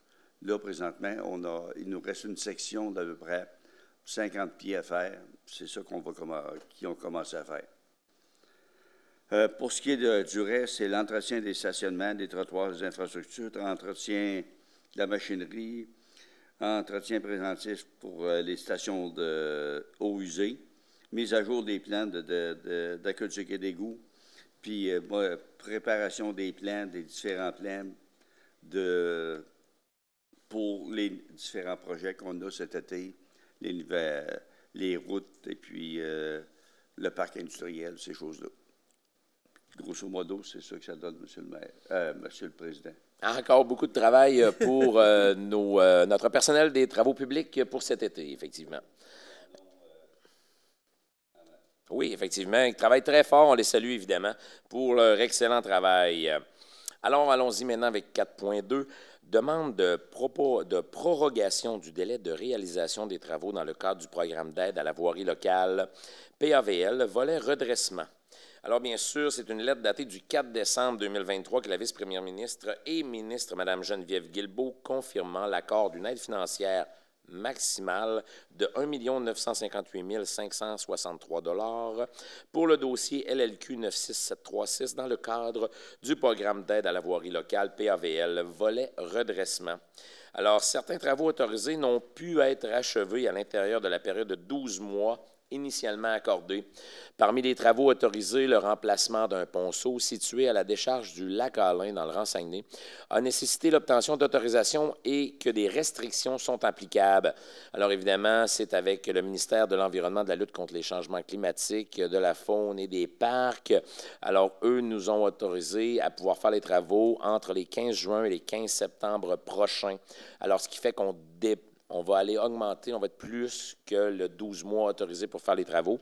Alors, c'est pour ça que le conseil municipal de la Ville de Saint-Raymond confirme son intention de poursuivre la réalisation des travaux autorisés dans ce dossier d'ici le 4 décembre 2025, et ce, en vertu des motifs et justifications énoncés ci-dessous. J'aurais besoin d'une proposition. Ah, je le propose, Monsieur le Président. Merci, M. Lirette. 4.3, octroi de contrat pour la fourniture de gravier MG20 et pour la fourniture et la pose d'enrobés bitumineux dans le cadre des travaux dans le rang du Nord. Alors, bien sûr, l'autorisation donnée à l'ingénieur de la Ville afin qu'il puisse procéder par appel d'offres publiques en vue des contrats pour les travaux prévus en 2025 dans le rang du Nord, et ce, au terme de la résolution 2502-040. Recommandation de l'ingénieur de la Ville à la suite de l'analyse des soumissions déposées, ouverte publiquement le 14 mai. Alors, le contrat va s'en aller au groupe Colas Québec Incorporé, si je ne me trompe. Oui. Alors, évidemment, le contrat relativement à la fourniture de gravier MG20, il va leur être octroyé et bien sûr à la somme de 176 300 $ plus les taxes applicables. Le contrat relativement à la fourniture de la pose d'enrobés bitumineux soit octroyé, elle, à l'entreprise Construction et Pavage Port-Neuf, plus bas soumissionnaire conforme à la somme de 388 197,75 plus les taxes applicables. Alors, j'aurais besoin d'une proposition. Je le propose, Monsieur le maire, mais je pourrais développer un peu parce que oui, les travaux qui vont se faire cet été, c'est des travaux qu'on a commencé dans le rang du Nord depuis 3 ans. On fait des sections de 1,5 km, 2 km. Là, cette année, on fait encore un 2,3 km. C'est le prolongement des travaux qu'on a fait présentement. Où l'asphalte, présentement, termine. Pas l'asphalte termine. L'ancienne asphalte, la nouvelle asphalte, excusez. La nouvelle asphalte arrête. On part de là, puis on va tout refaire la route jusqu'à 2,3 km. Est-ce qu'on a déjà des dates de prévues pour les travaux? Les soumissions, là, normalement, les soumissions sont sorties. Oui. Mais c'est fait en régie. C'est les employés des travaux publics qui vont faire. Alors, pas se surprendre s'il y a des travaux dans le rang du Nord cet été. Oui. Parfait.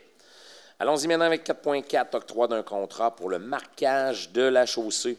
Alors, bien sûr, recommandation de M. Christian Julien, directeur du service des travaux publics et services techniques à la suite de l'analyse des 2 soumissions déposées.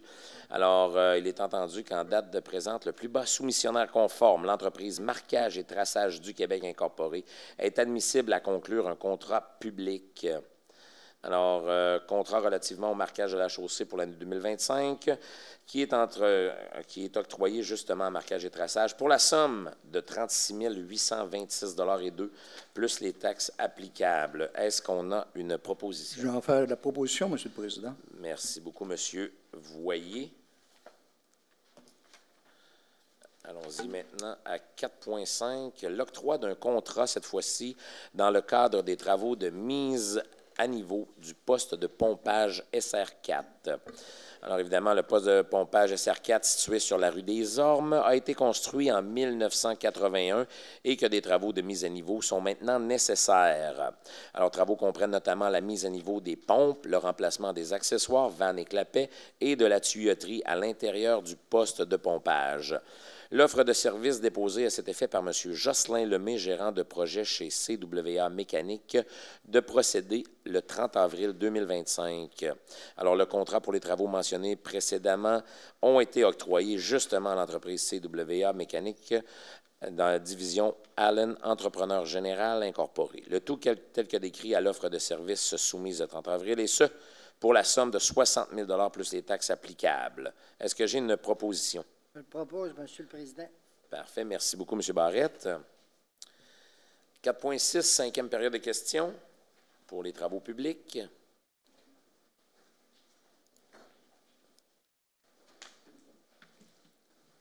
Pierre Robitaille. Bonjour, M. Robitaille. Vous avez enlevé la maison pour la circulation de la rue Perrin, là? Oui, exact. Ces travaux-là vont être fonctionnels cet été, mettons? Oui, on se le souhaite effectivement. C'est que présentement, on attend après le ministère du Transport. C'est que le ministère du Transport doit nous autoriser, justement. Là, on attend, là, il y a eu les ingénieurs qui ont été en grève dans le ministère du Transport. Ça leur a retardé le processus parce que normalement, à date d'aujourd'hui, ça devrait être circulable. Alors, on attend après eux autres, puis aussitôt qu'on a le OK, on y va. Est-ce que vous mettez une lumière de circulation ou juste un feu jaune pour avertir comme de quoi qu'il y a une intersection là?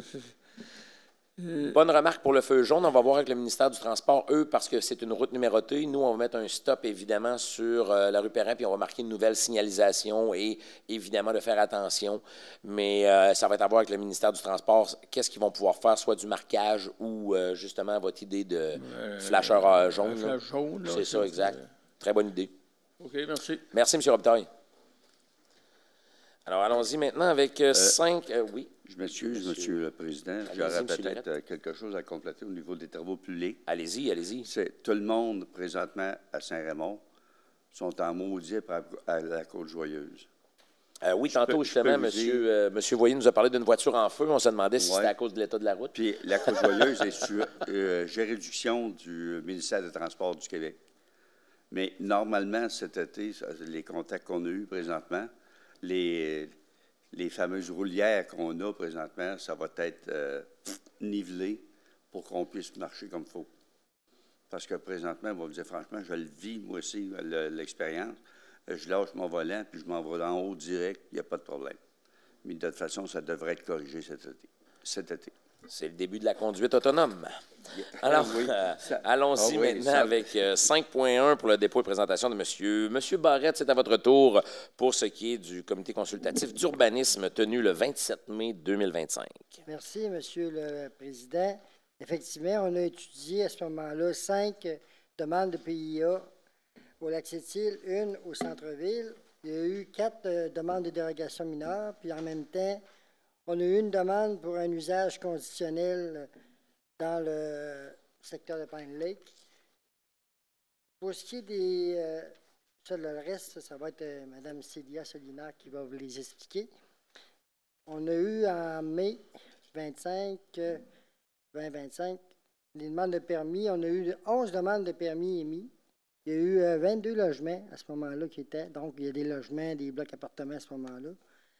Au mois de mai 2025, il y a un cumulatif de 36 demandes de permis pour 86 logements. Ça inclut beaucoup à ce moment-là. Là.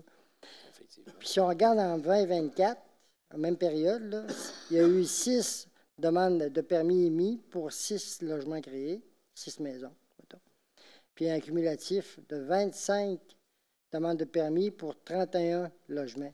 On voit qu'on est on est en avance par rapport à 2024. Pour ce qui est des demandes de permis que le service des permis et requêtes, c'est quoi? Oui. C'est ça? Exact. Des permis requêtes. C'est toujours le nom officiel. Le nom officiel, OK, c'est bien. Il y a eu un total de 100 demandes de permis d'émis. 190, excusez-moi, 190 au mois de mai, 100 pour un total de 100, là. 190 permis d'émis depuis le début de l'année. C'est beaucoup, là. Pour un nombre de logements de 24, mais au mois de 31 mai 2025, là, ça c'est dans le courant du mois de mai, le cumulatif c'est 504 permis. C'est beaucoup, là, 504. Nos gens, là, au service d'urbanisme, on dit tantôt, on parlait d'un 3 semaines de... Oui, exact, 3 semaines de délai. De délai, puis on peut aller jusqu'à 20 jours, même on se demandait. Légalement, on a 30 jours pour pouvoir délivrer le permis. Fait que là, déjà, on est en bas du 30 jours. On pourrait aller plus que ça, mais là, nos gens, ils font ça en 3 semaines, c'est déjà très bon. Hein. Vous voyez, là, 504 permis. L'année passée, il y avait, en même période, mettons, le cumulatif, c'était 485. Donc, annuellement, nos gens, là, ils ne dorment pas sur la switch, là. Fait que les personnes, dites-vous, dans une demande de permis, comme on parle de permis même des permis qu'on va avoir au service d'incendie, c'est à part ceux-là. Là. C'est à part tous les feux à ciel ouvert que les gens font des demandes de permis, c'est traité par le service d'incendie. Puis c'est pas des statistiques, ceux-là. Non. Effectivement, M. Barrette, très bon point. Merci, Alors, Monsieur c'est le ce qu'on Président. voit, il y a beaucoup de travail. Alors, Oui. c'est, comme on disait, très occupé. Alors, justement, en parlant d'urbanisme, la demande faite dans le cadre des règlements relatifs au PIA. Madame Célia Solinas, c'est à vous. Oui. Donc, 5 demandes au lac Sept-Îles. La première au 52-53 chemin du lac Sept-Îles. Une demande de permis qui a été soumise afin de procéder à l'agrandissement de la résidence sur 2 étages avec garage intégré, le revêtement des murs en fibrociment comme la résidence, de la pierre et la toiture sera en bardeau d'asphalte ou en tôle à baguette. La deuxième demande au 270 avenue Jean-Joseph Est. Demande de permis soumise pour l'agrandissement de la remise. Revêtement des murs en vinyle gris et toiture en bardeau d'asphalte noir. La suivante, 5393 rue des Coccinelles. Demande de permis soumise pour la construction d'un garage annexé à la résidence en cours avant. Revêtement des murs en vinyle, toiture en bardeau d'asphalte ou tôle noir. La suivante, le 720 rue des Aunais, demande de permis pour la démolition et reconstruction d'un porche d'entrée en cour latérale. Revêtement des murs en cannexel couleur toundra et toiture en tôle émaillée brun foncé. Et la dernière, au 57-53 chemin du lac Sept-Îles, demande de permis afin de démolir et reconstruire une remise. Revêtement des murs en cannexel vert et toiture en bardeau d'asphalte vert comme la résidence. Ces 5 demandes au lac Sept-Îles ont été recommandées favorablement. Je me déplace au centre-ville. Gestion Côté et Fils, le restaurant Salvatore au 235 rue Saint-Cyril. C'est une demande de certificat d'autorisation qui a été soumise afin de remplacer l'enseigne fixée au sol, sera éclairée par réflexion. Alors, sur ces demandes dans le cadre du règlement PIA, j'aurais besoin d'une proposition, s'il vous plaît, messieurs. Je propose, Monsieur le Président. Excusez. Monsieur Barrette, proposition. Allons-y maintenant avec 5.3, l'audition sur les demandes de dérogation mineures formulées par les propriétés situées au 349 rue Corcoran, au 163-175 rue Saint-Joseph, au 957 rang de la Carrière et au 322 rue Saint-Pierre. On vous écoute, Madame Célia. Oui, donc la première, 349 route Corcoran. C'est une demande qui vise à autoriser la création d'un lot destiné à des fins résidentielles ayant une largeur de l'ordre de 97,64 mètres plutôt que 100 mètres, comme prévu à l'article 4.6.1 du règlement de lotissement. Donc, la route Corcoran, qu'on voit ici, là, qui est perpendiculaire à la route 365. La propriété est en jaune. Plus particulièrement, on la voit ici, on voit les constructions existantes, là. Et le projet, en fait, est de créer un lot constructible qu'on voit ici. La superficie est conforme, donc de 40 000 mètres carrés. Par contre, on n'arrive pas à avoir un frontage de 100 mètres. On a plutôt 97,64 mètres de frontage plutôt que 100. L'autre terrain, le résiduel, demeure entièrement conforme. C'est une demande qui a été recommandée favorablement. La deuxième au 163 à 175 rue Saint-Joseph. C'est une demande qui vise à autoriser l'aménagement d'un logement à une distance de l'ordre de 4,5 mètres de la façade avant du bâtiment existant, plutôt qu'à 9 mètres comme prévu à la note 1 des usages spécifiquement exclus de la zone CV1 du règlement de zonage. Donc, nous sommes sur la rue Saint-Joseph. C'est le bâtiment là, qui est directement après le terrain vacant là, à côté du bureau de poste, finalement. Normalement, nous avons une disposition là, afin de conserver les locaux commerciaux le long, du moins au rez-de-chaussée, le long de la rue Saint-Joseph. On dit qu'un logement ne peut pas être situé en deçà de 9 mètres de la ligne avant, en fait, de la façade avant du bâtiment. Dans ce cas-ci, il y a 2 bâtiments. Je vais vous les montrer ici. Actuellement, c'est la configuration. La rue Saint-Joseph là, est vraiment à la gauche de l'image. Donc, on a 2 locaux commerciaux. Il y a du logement, là, du résidentiel à l'arrière. Le projet est de diminuer, en fait, de couper en deux un des locaux commerciaux qui conservera encore une grandeur là, suffisante à des fins de location et à des fins commerciales pour aménager, là, réaménager, en fait, les parties résidentielles à l'arrière. C'est une demande qui a été recommandée favorablement. On se déplace au 957 rang de la Carrière. Une demande qui vise à autoriser que le bâtiment accessoire projeté de type garage puisse être implanté en cour avant plutôt qu'en cour latérale ou arrière, comme prévu au 3e alinéa de l'article 10.3.2 du règlement de zonage. Donc, le rang de la Carrière, on est dans le secteur du rang de la montagne. Rang de la Carrière qu'on voit ici. La propriété, c'est la terre qui est très, très longue ici en jaune. On voit que les bâtiments principaux sont juste en dessous de là où c'est écrit « garage projeté ». Donc, à une distance de l'ordre d'environ 300 mètres là, du rang de la Carrière.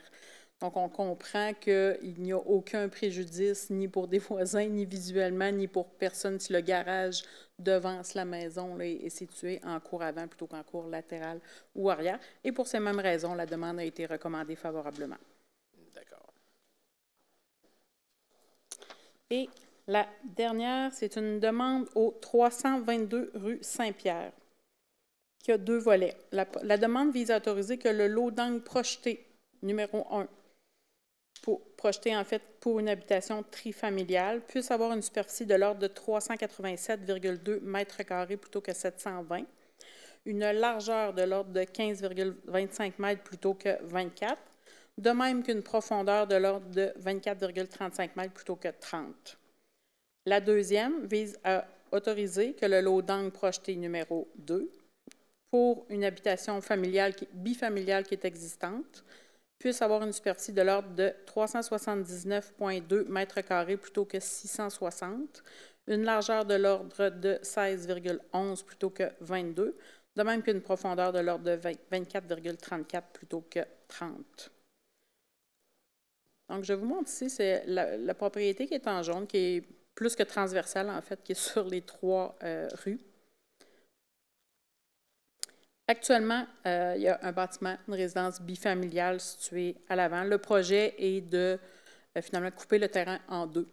Donc, on a l'impression que les dérogations sont quand même assez importantes. Par contre, il faut comprendre que même si on reprend une dérogation pour la largeur, les terrains ne diminuent pas de largeur. Là, on en profite pour régulariser, mais les terrains sont déjà existants, comme ça, en fait, le terrain. Au niveau de la profondeur, on va suivre finalement le découpage qui est actuel, qu'on retrouve dans les propriétés voisines. Donc, ce n'est pas une dérogation qui est hors norme. On vient vraiment, finalement, prolonger la ligne qu'on retrouve sur les autres propriétés pour diviser la propriété en 2. Et je vous le remontre comme ça. Ça explique vraiment, on voit la ligne en fait qui sépare ici en bleu. On voit que la configuration des terrains là, ressemble vraiment aux terrains voisins. Donc, on est capable de démontrer que ces terrains-là, même si on diminue la superficie, même si on coupe le terrain en 2, on est capable de se construire en respectant toutes les autres normes des règlements d'urbanisme. Donc, pour ces raisons-là, la demande a été recommandée favorablement. Merci beaucoup, Mme Célia. Alors, bien sûr, sur ces 4 demandes de dérogation, 5.4, 5.5, 5.6 et 5.7, j'aurais besoin d'une proposition. Je le propose, le Président. Merci beaucoup, M. Lirette. Alors maintenant, allons-y au point 5.8, résolution statuant sur la demande d'usage conditionnel formulée pour la propriété située au 2016 avenue de la Pomme de Pin. Alors, Mme Célia, si vous pouvez nous donner plus d'explications. Oui. En fait, depuis quelques années, les résidences de tourisme sont autorisées dans le secteur de Pine Lake, mais conditionnellement, comme le dit le règlement, à finalement l'analyse de la demande de permis et autorisation par le Conseil. Donc, nous voici pour cette demande. Donc, l'immeuble est situé, le terrain est situé au 2016 avenue de la Pomme de Pin, dans le secteur de Val-des-Pins, le lot 4 624 183. C'est dans la zone FV-2, forestier de villégiature.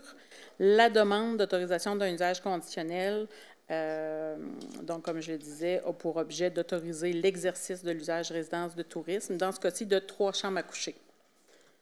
Donc, on vous situe, ça c'est le secteur de Val-des-Pins, la propriété qui fait l'objet de la demande. De Pine Lake ou Val-des-Pins? Pine Lake, j'ai dit? Val-des-Pins Val-des-Pins, encore? oui, c'est ça. C'est Pine Lake, je m'excuse. C'est normal. Oui, c'est ça. C'est tout pris dans un pain. Donc, Pine Lake. Donc, c'est la propriété qu'on voit ici avec une étoile. Là où il y a des C, c'est des résidences qui sont déjà là, construites. Et tout l'aménagement, là, en fait, a été analysé là, par le comité consultatif d'urbanisme et on répond à toutes les conditions qui sont prévues à la réglementation. Donc, le permis pourrait être émis sans problème. Parfait. Alors, sur cette demande, est-ce que j'ai une proposition? Monsieur Lirette, à force d'en proposer, vous devenez vraiment bon. Oui. Pas de problème. Alors, allons-y maintenant avec le point 5.9, demande d'autorisation auprès de la Commission de protection du territoire agricole du Québec, connue sur la CPTAC, par M. Christian Quentin. Alors, Mme Célia. Oui. Donc, en fait, c'est une demande formulée par M. Christian Quentin afin d'autoriser une aliénation, donc une vente, sur la propriété de ferme Julien-Pierre. La demande est pour autoriser la ferme Julien-Pierre, propriétaire du lot 4 623 490, à céder à M. Quentin une parcelle de terrain d'une superficie de l'ordre de 7 000 mètres carrés, tout en conservant une superficie résiduelle de l'ordre de 65 537 mètres carrés. La ferme Julien-Pierre est propriétaire de plusieurs lots contigus d'une superficie totale de 806 530 mètres carrés où sont pratiquées des activités acéricoles actuellement. Et la majorité des lots sont boisés. Il y a seulement une petite superficie qui est en friche. M. Quentin désire obtenir cette parcelle de 7 000 m² en friche sur laquelle est située la résidence qui est déjà en construction, donc par une décision de la Commission, la décision 441-663. Donc, c'est une demande, en fait, d'appui de la municipalité afin de soumettre la demande à la Commission. Oui, effectivement, la Ville donne son aval, mais n'a aucun pouvoir décisionnel. Espère que ça puisse marcher, mais c'est la CDPAC qui a le dernier mot sur la décision qui sera prise. Tout à fait. Nous, on fait juste se prononcer là, en vertu de la conformité par rapport à nos règlements à nous. Le reste, c'est dans les mains de la CPTAC. Parfait. Excellent. Est-ce que j'ai une proposition? Je le propose, M. le Président. M. Renaud, merci beaucoup. Allons-y maintenant avec 5.10. Alors, 5.10, le second projet, oui, l'Assemblée publique de consultation portant sur le projet de règlement 892-25, règlement modifiant le règlement du zonage 583-15 afin de créer la zone résidentielle de haute densité HC13 dans le secteur de la Côte-Joyeuse, si je ne me trompe, là en avant du Tim Hortons McDonald's, là, dans ces coins-là. Voilà. Exactement. Alors, je vous laisse nous l'expliquer rapidement. Donc, on voit le plan ici. En fait, ce sont 3 propriétés qui ont été acquises là, par Logicom, seront ultérieurement là, réunies là, au cadastre pour en former un seul lot. Et le projet est de démolir tout ce qui se trouve, je m'excuse, sur ces terrains-là et y construire un bâtiment résidentiel de 24 logements résidents, un bâtiment de 3 étages avec stationnement souterrain. Naturellement, le tout conditionnel à des analyses de sol. On sait qu'il y a une forte pente là, à l'arrière du terrain là, qui donne au-dessus de Céridion. Il y aura toutes les études géotechniques nécessaires naturellement.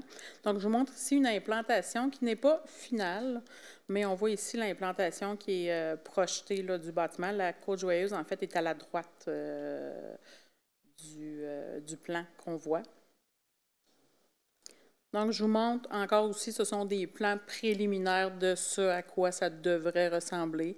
C'est ça qu'il nous reste à recevoir les plans finaux, repasser au comité consultatif d'urbanisme. Au moment où on est allé au comité consultatif, on n'avait pas tous les plans finaux. Donc, il avait été demandé là, de retourner. Je vous montre quelques photos en rafale, tout simplement, pour vous montrer les 4 façades de ce futur bâtiment-là. Parfait. Alors, évidemment, le second projet de règlement sera adopté à une prochaine séance, si je me trompe. Tout à fait. On attend encore les plans finaux là, pour s'assurer que tout est... On parlait de combien de logements, vous m'avez dit? 24. 24 logements. C'est ça, Ouais, alors une très belle manière de revitaliser ce secteur. Oui. Tout à fait. Fantastique. Alors, merci. Allons-y maintenant avec le point 5.11. L'Assemblée publique de consultation portant sur le projet de règlement 893-25, règlement modifiant le règlement de lotissement 584-15 afin de revoir les superficies de terrain pour les habitations multifamiliales. De quoi s'agit-il, Mme Célina? Oui, en fait, au règlement de lotissement, là, on prévoit des superficies là, selon le nombre de logements, en fait, du bâtiment. On se rend compte que, en fait, on a eu un très bon cas avec le règlement là, pour le tri familial, là, la dérogation mineure. On se rend compte que ce sont des normes qui ne sont peut-être plus au goût du jour au niveau des densités, au niveau des superficies requises.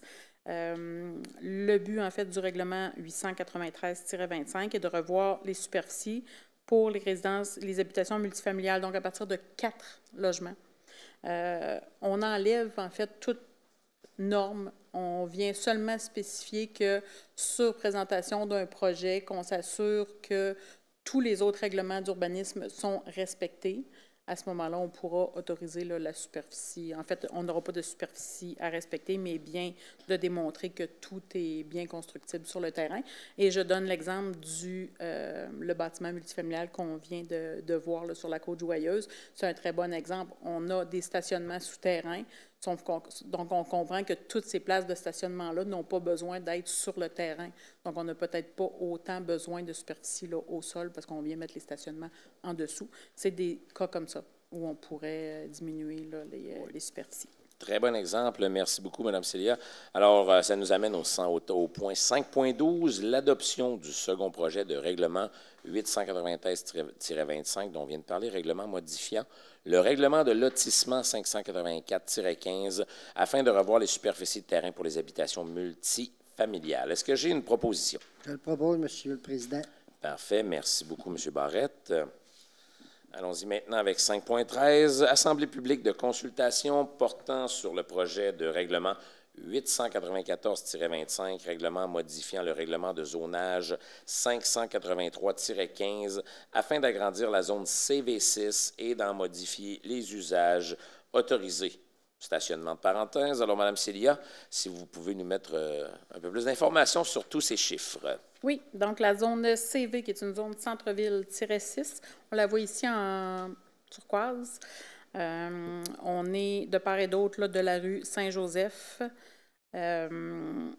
complètement à l'extrême, en fait au bas de la carte. On a un garage qui est situé sur le coin de la rue, était déjà propriétaire du plus petit des carrés jaunes, était utilisé à des fins de stationnement, a fait l'acquisition du terrain à côté. Ce terrain-là va être, et je vais juste changer de carte, donc ce terrain-là va être divisé en deux. La partie qui donne du côté de la rue Élysée-Pagé va être récupérée à des fins résidentielles, donc on peut y construire une résidence. La partie qui est du côté de la rue Saint-Joseph, en fait, va être utilisée à des fins de stationnement jumelé avec l'autre terrain qui appartient déjà au garage. Et donc, on vient agrandir la zone CV6 avec la partie assurée qu'on voit là, qui comprend les deux terrains de l'autre côté de la rue. Et on y ajoute, en usage spécifiquement autorisé, les stationnements. Alors, merci beaucoup, Mme Célia. À ce niveau, ça nous amène au point 5.14, l'adoption du projet de règlement code 894-25, règlement modifiant le règlement de zonage 583-15 afin d'agrandir la zone CV6, comme vous le mentionnez, et d'en modifier les usages autorisés, soit bien sûr le stationnement. Alors, est-ce que j'ai une proposition à ce sujet? Je le propose, M. le Président. Monsieur Renaud, merci beaucoup. Alors, on se dirige maintenant du côté 5.15, Assemblée publique de consultation, cette fois-ci portant sur le projet de règlement 895-25, règlement modifiant le règlement de zonage 583-15, afin de modifier les normes relatives au chargement et déchargement. Madame Célia, un peu plus d'explications, merci. Oui, en fait, c'est une modification qui est, somme toute, mineure. dans la réglementation actuelle, une aire de chargement et déchargement, donc pour décharger les camions, la machinerie, pas de la machinerie, mais la marchandise, je m'excuse, doit être située en cour latérale ou arrière. Dans ce cas-ci, on vient modifier cette disposition-là pour les parcs industriels, non pas pour tous les usages industriels, mais vraiment le parc industriel. On se limite pour l'instant au parc industriel et on vient dire que les aires de chargement et déchargement peuvent être situées dans toutes les cours, tout simplement. Ça comprend le parc industriel numéro 1 et 2. Les deux parcs industriels. Les deux parcs industriels, parfait. Ce qui nous amène au point 5.16, adoption du second projet de règlement 895-25, règlement modifiant le règlement de zonage 583-15, afin de modifier les normes relatives au chargement et déchargement. Est-ce que j'ai une proposition? J'en fais la proposition, M. le Président. Merci beaucoup, M. Voyer. On est rendu maintenant au point 5.17. Avis de motion d'un règlement 897-25, règlement concernant les ententes relatives à des travaux municipaux. Madame Célia. En fait, le règlement 897-25, qui s'appellera Règlement concernant les ententes relatives à des travaux municipaux, vient remplacer le règlement 497-12, qui s'appelait Règlement révisé sur les ententes relatives à des travaux municipaux pour des projets de développement comportant l'ouverture de nouvelles rues. En fait, on vient actualiser le règlement qui est en vigueur jusqu'à maintenant, date de 2012. Naturellement, les besoins ont changé depuis ce temps-là et on vient avec une mouture complètement révisée du règlement sur les ententes relatives à des travaux municipaux. Qu'est-ce que c'est un règlement sur les ententes? En fait, qu'est-ce que c'est? En fait, c'est qu'une municipalité pourra, à ce moment-là, assujettir la délivrance d'un permis ou d'un certificat à la conclusion d'une entente entre un promoteur et la municipalité sur la réalisation des travaux relatifs aux infrastructures, aux équipements municipaux, la prise en charge, un partage de coûts. En fait, c'est tout ce qui vient finalement gérer, je vais vulgariser, un développement domiciliaire qui comporte des ouvertures de rue, des prolongements de services.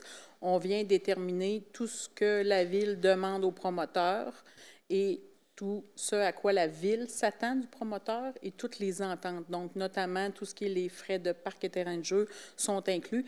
Et avec ce règlement-là, la Ville peut signer une entente avec le promoteur pour déterminer toutes les conditions de réalisation. Donc, on va jusqu'aux cessions de rue, les garanties financières et tout ce qu'on peut demander à un promoteur. Quand même un règlement important. Alors, on aurait besoin d'un avis de motion à ce sujet. Je le fais, M. le Président. Merci beaucoup, M. Lirette, pour l'avis de motion. Allons-y maintenant avec 5.18, adoption du projet de règlement 897-25, règlement concernant les ententes relatives à des travaux municipaux. Alors, M. Lirette, seriez-vous intéressé à donner la proposition? Pour les deux, oui, il n'y a pas de problème. Fantastique, un gros merci. Point 5.19, avis de motion et dépôt du projet de règlement 899-25, règlement relatif aux dérogations mineures de la Ville de Saint-Raymond. Madame Célia? Oui. En fait, c'est un règlement qu'on vient aussi remettre au goût du jour. Il y a beaucoup de choses qui ont changé dans la loi au niveau des dérogations mineures. Donc, on en a profité pour faire vraiment une refonte de ce règlement qui datait aussi de plusieurs années.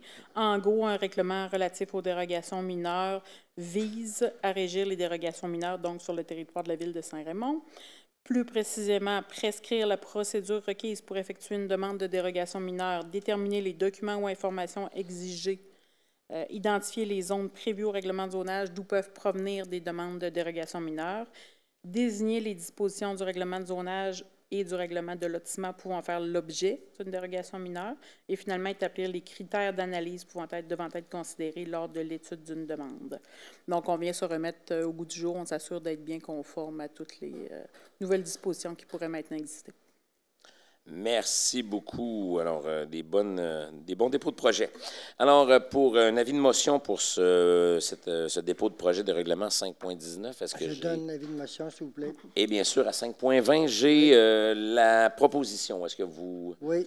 Merci beaucoup, M. Barrette. Alors, 5.20, adopté, proposé. Maintenant, 5.21, avis de motion d'un règlement 900-25, règlement visant cette fois-ci à citer à titre d'ensemble patrimonial de la maison Augustine Plamondon, le hangar, le garage et la clôture ornementale. Évidemment, on parle ici de tout ce qui est autour de la maison Plamondon, n'est-ce pas, Mme Célia? Tout à fait. En fait, nous savons que la maison Augustine Plamondon est déjà citée. Nous avons reçu une demande afin d'étendre cette citation-là à, en fait, ce qu'on désigne là comme l'ensemble patrimonial, qui est effectivement le hangar, le garage, de même que la clôture.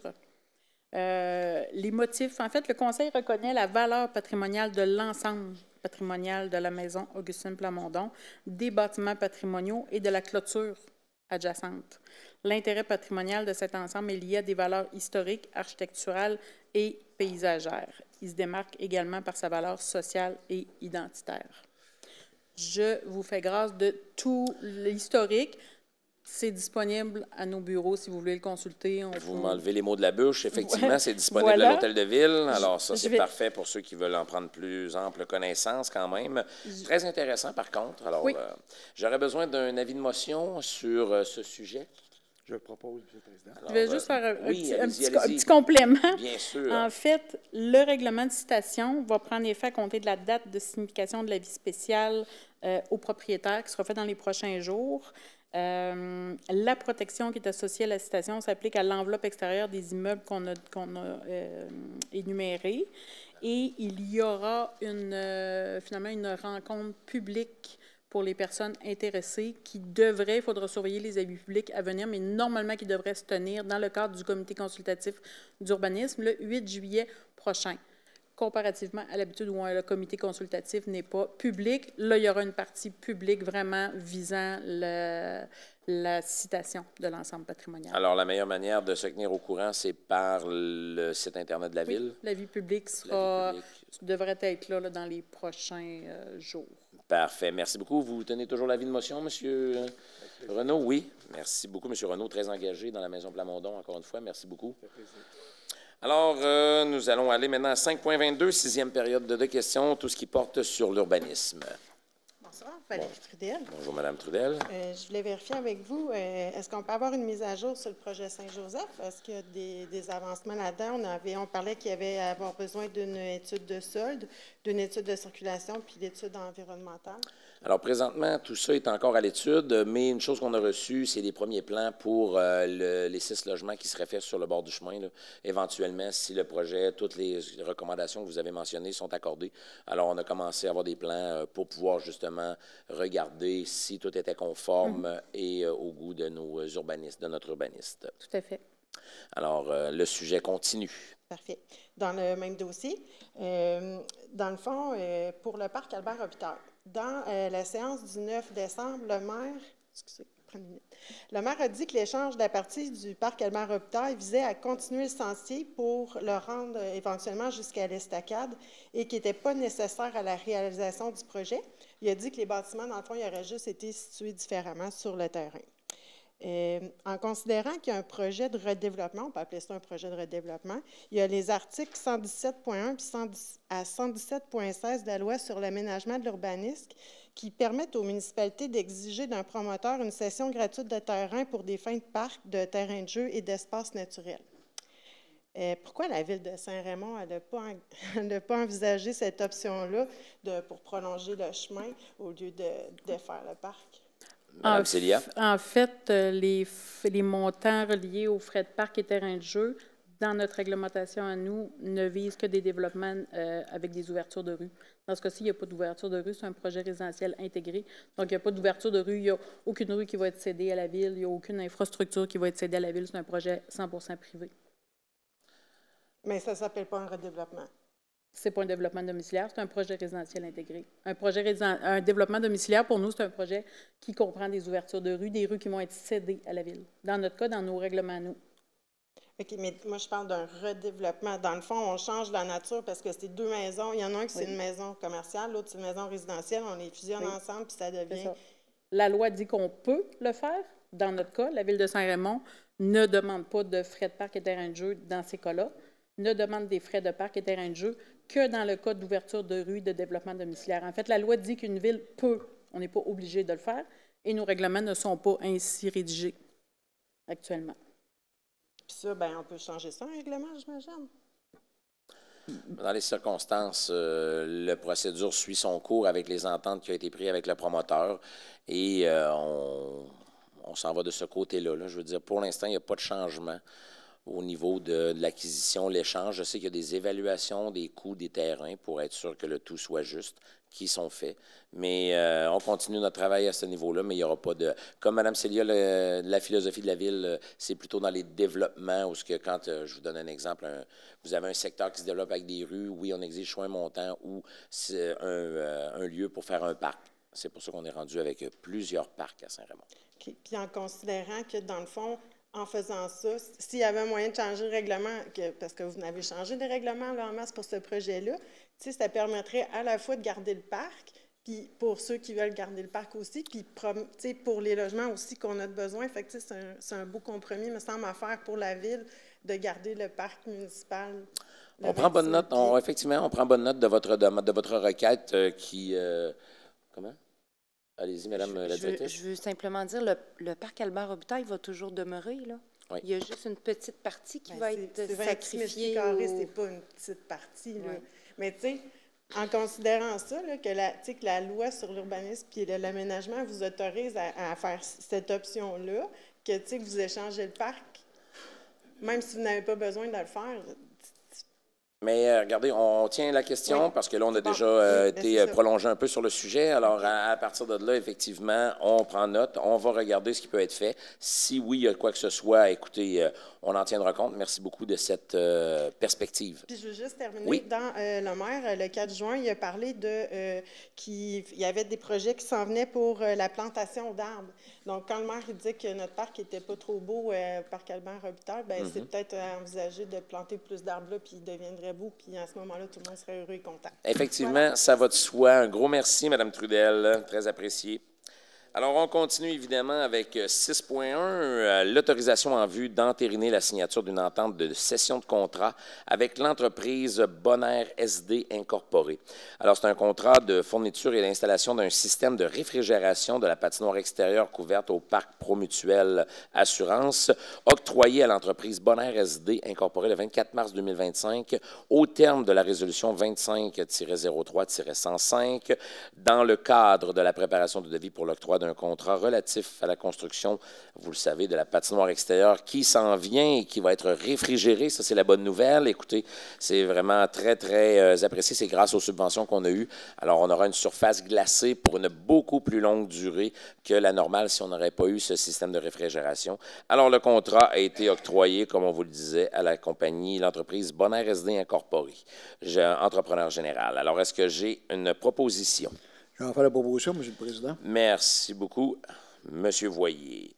Allons-y avec 6.2, autorisation des directives de modification relatives au contrat de construction de 2 bâtiments au parc Promutuel Assurance. Alors, évidemment, la Ville a octroyé un contrat pour la construction de 2 bâtiments au parc Promutuel Assurance à l'entreprise Construction Côté-Fils. Au terme de la résolution numéro 24-10-384, adoptée le 7 octobre 2024. Suivant cette analyse, il est recommandé d'autoriser ces demandes pour un montant n'excédant pas 90 000 $ portant le contrat initial prévu à 1 920 000 à 2 10 000 $ plus les taxes applicables.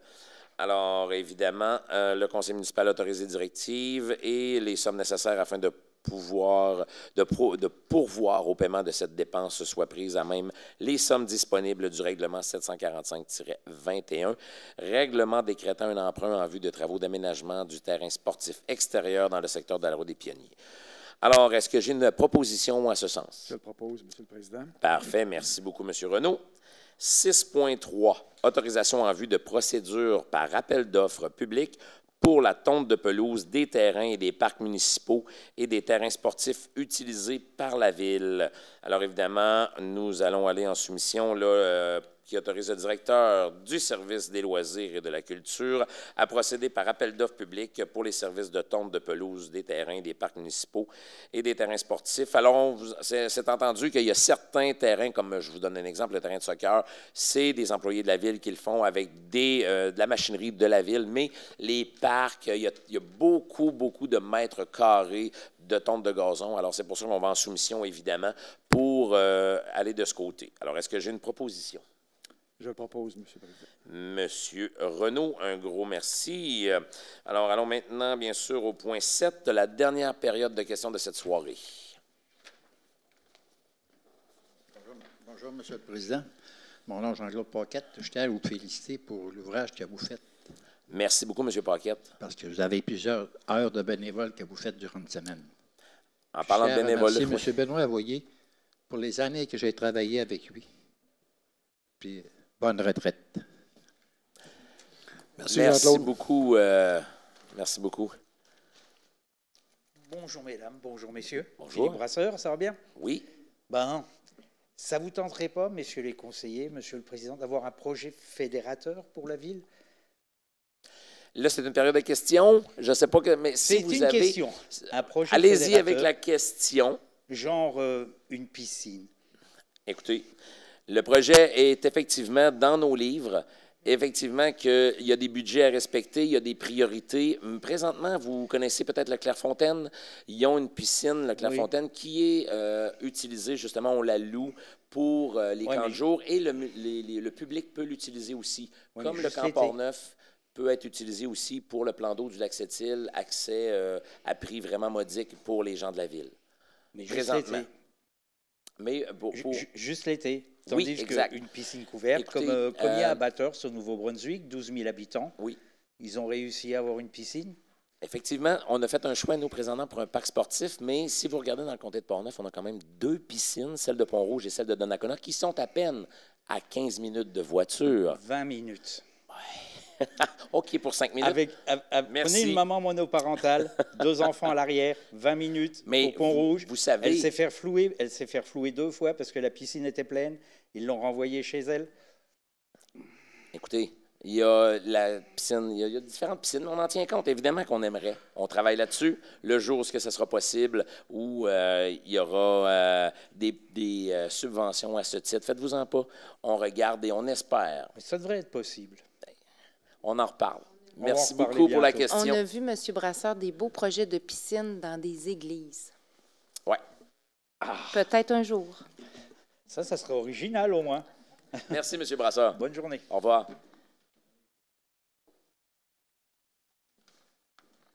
Serge Allaire, j'aurais une question par rapport au 6.2. J'en comprends que c'est une augmentation du coût au contrat. C'est ce que je comprends. Est-ce qu'on peut expliquer cette augmentation-là, s'il vous plaît? Évidemment que c'est suite à certains dépassements de coûts. Madame la directrice, peut-être que vous avez l'information. Je n'ai pas en main toutes les directives, mais il y a eu énormément de il y a eu environ 15 directives qui ont été changées, dont une pour un problème électrique, un poteau électrique qui avait été mal situé. Alors, c'est des petites choses comme ça qui, entre les architectes, quand font les plans, et quand l'entrepreneur arrive sur le terrain, il y a non-concordance. Alors, c'est dans ce temps-là qu'il y a des ajustements qui sont faits. OK. Donc, j'en comprends donc que le 90 000 que vous accordez ce soir, là, on a fait les vérifications adéquates pour s'assurer que le montant était le bon montant. Oui, discussion et négociation. OK. Merci beaucoup. Merci, M. Allaire. Alors, c'est ce qui conclut la période de questions et c'est ce qui conclut en même temps cette soirée. Alors, l'ordre du jour étant épuisé, la séance est levée. Il est 8h51. Merci beaucoup à tous. Et M. le maire sera de retour au prochain conseil.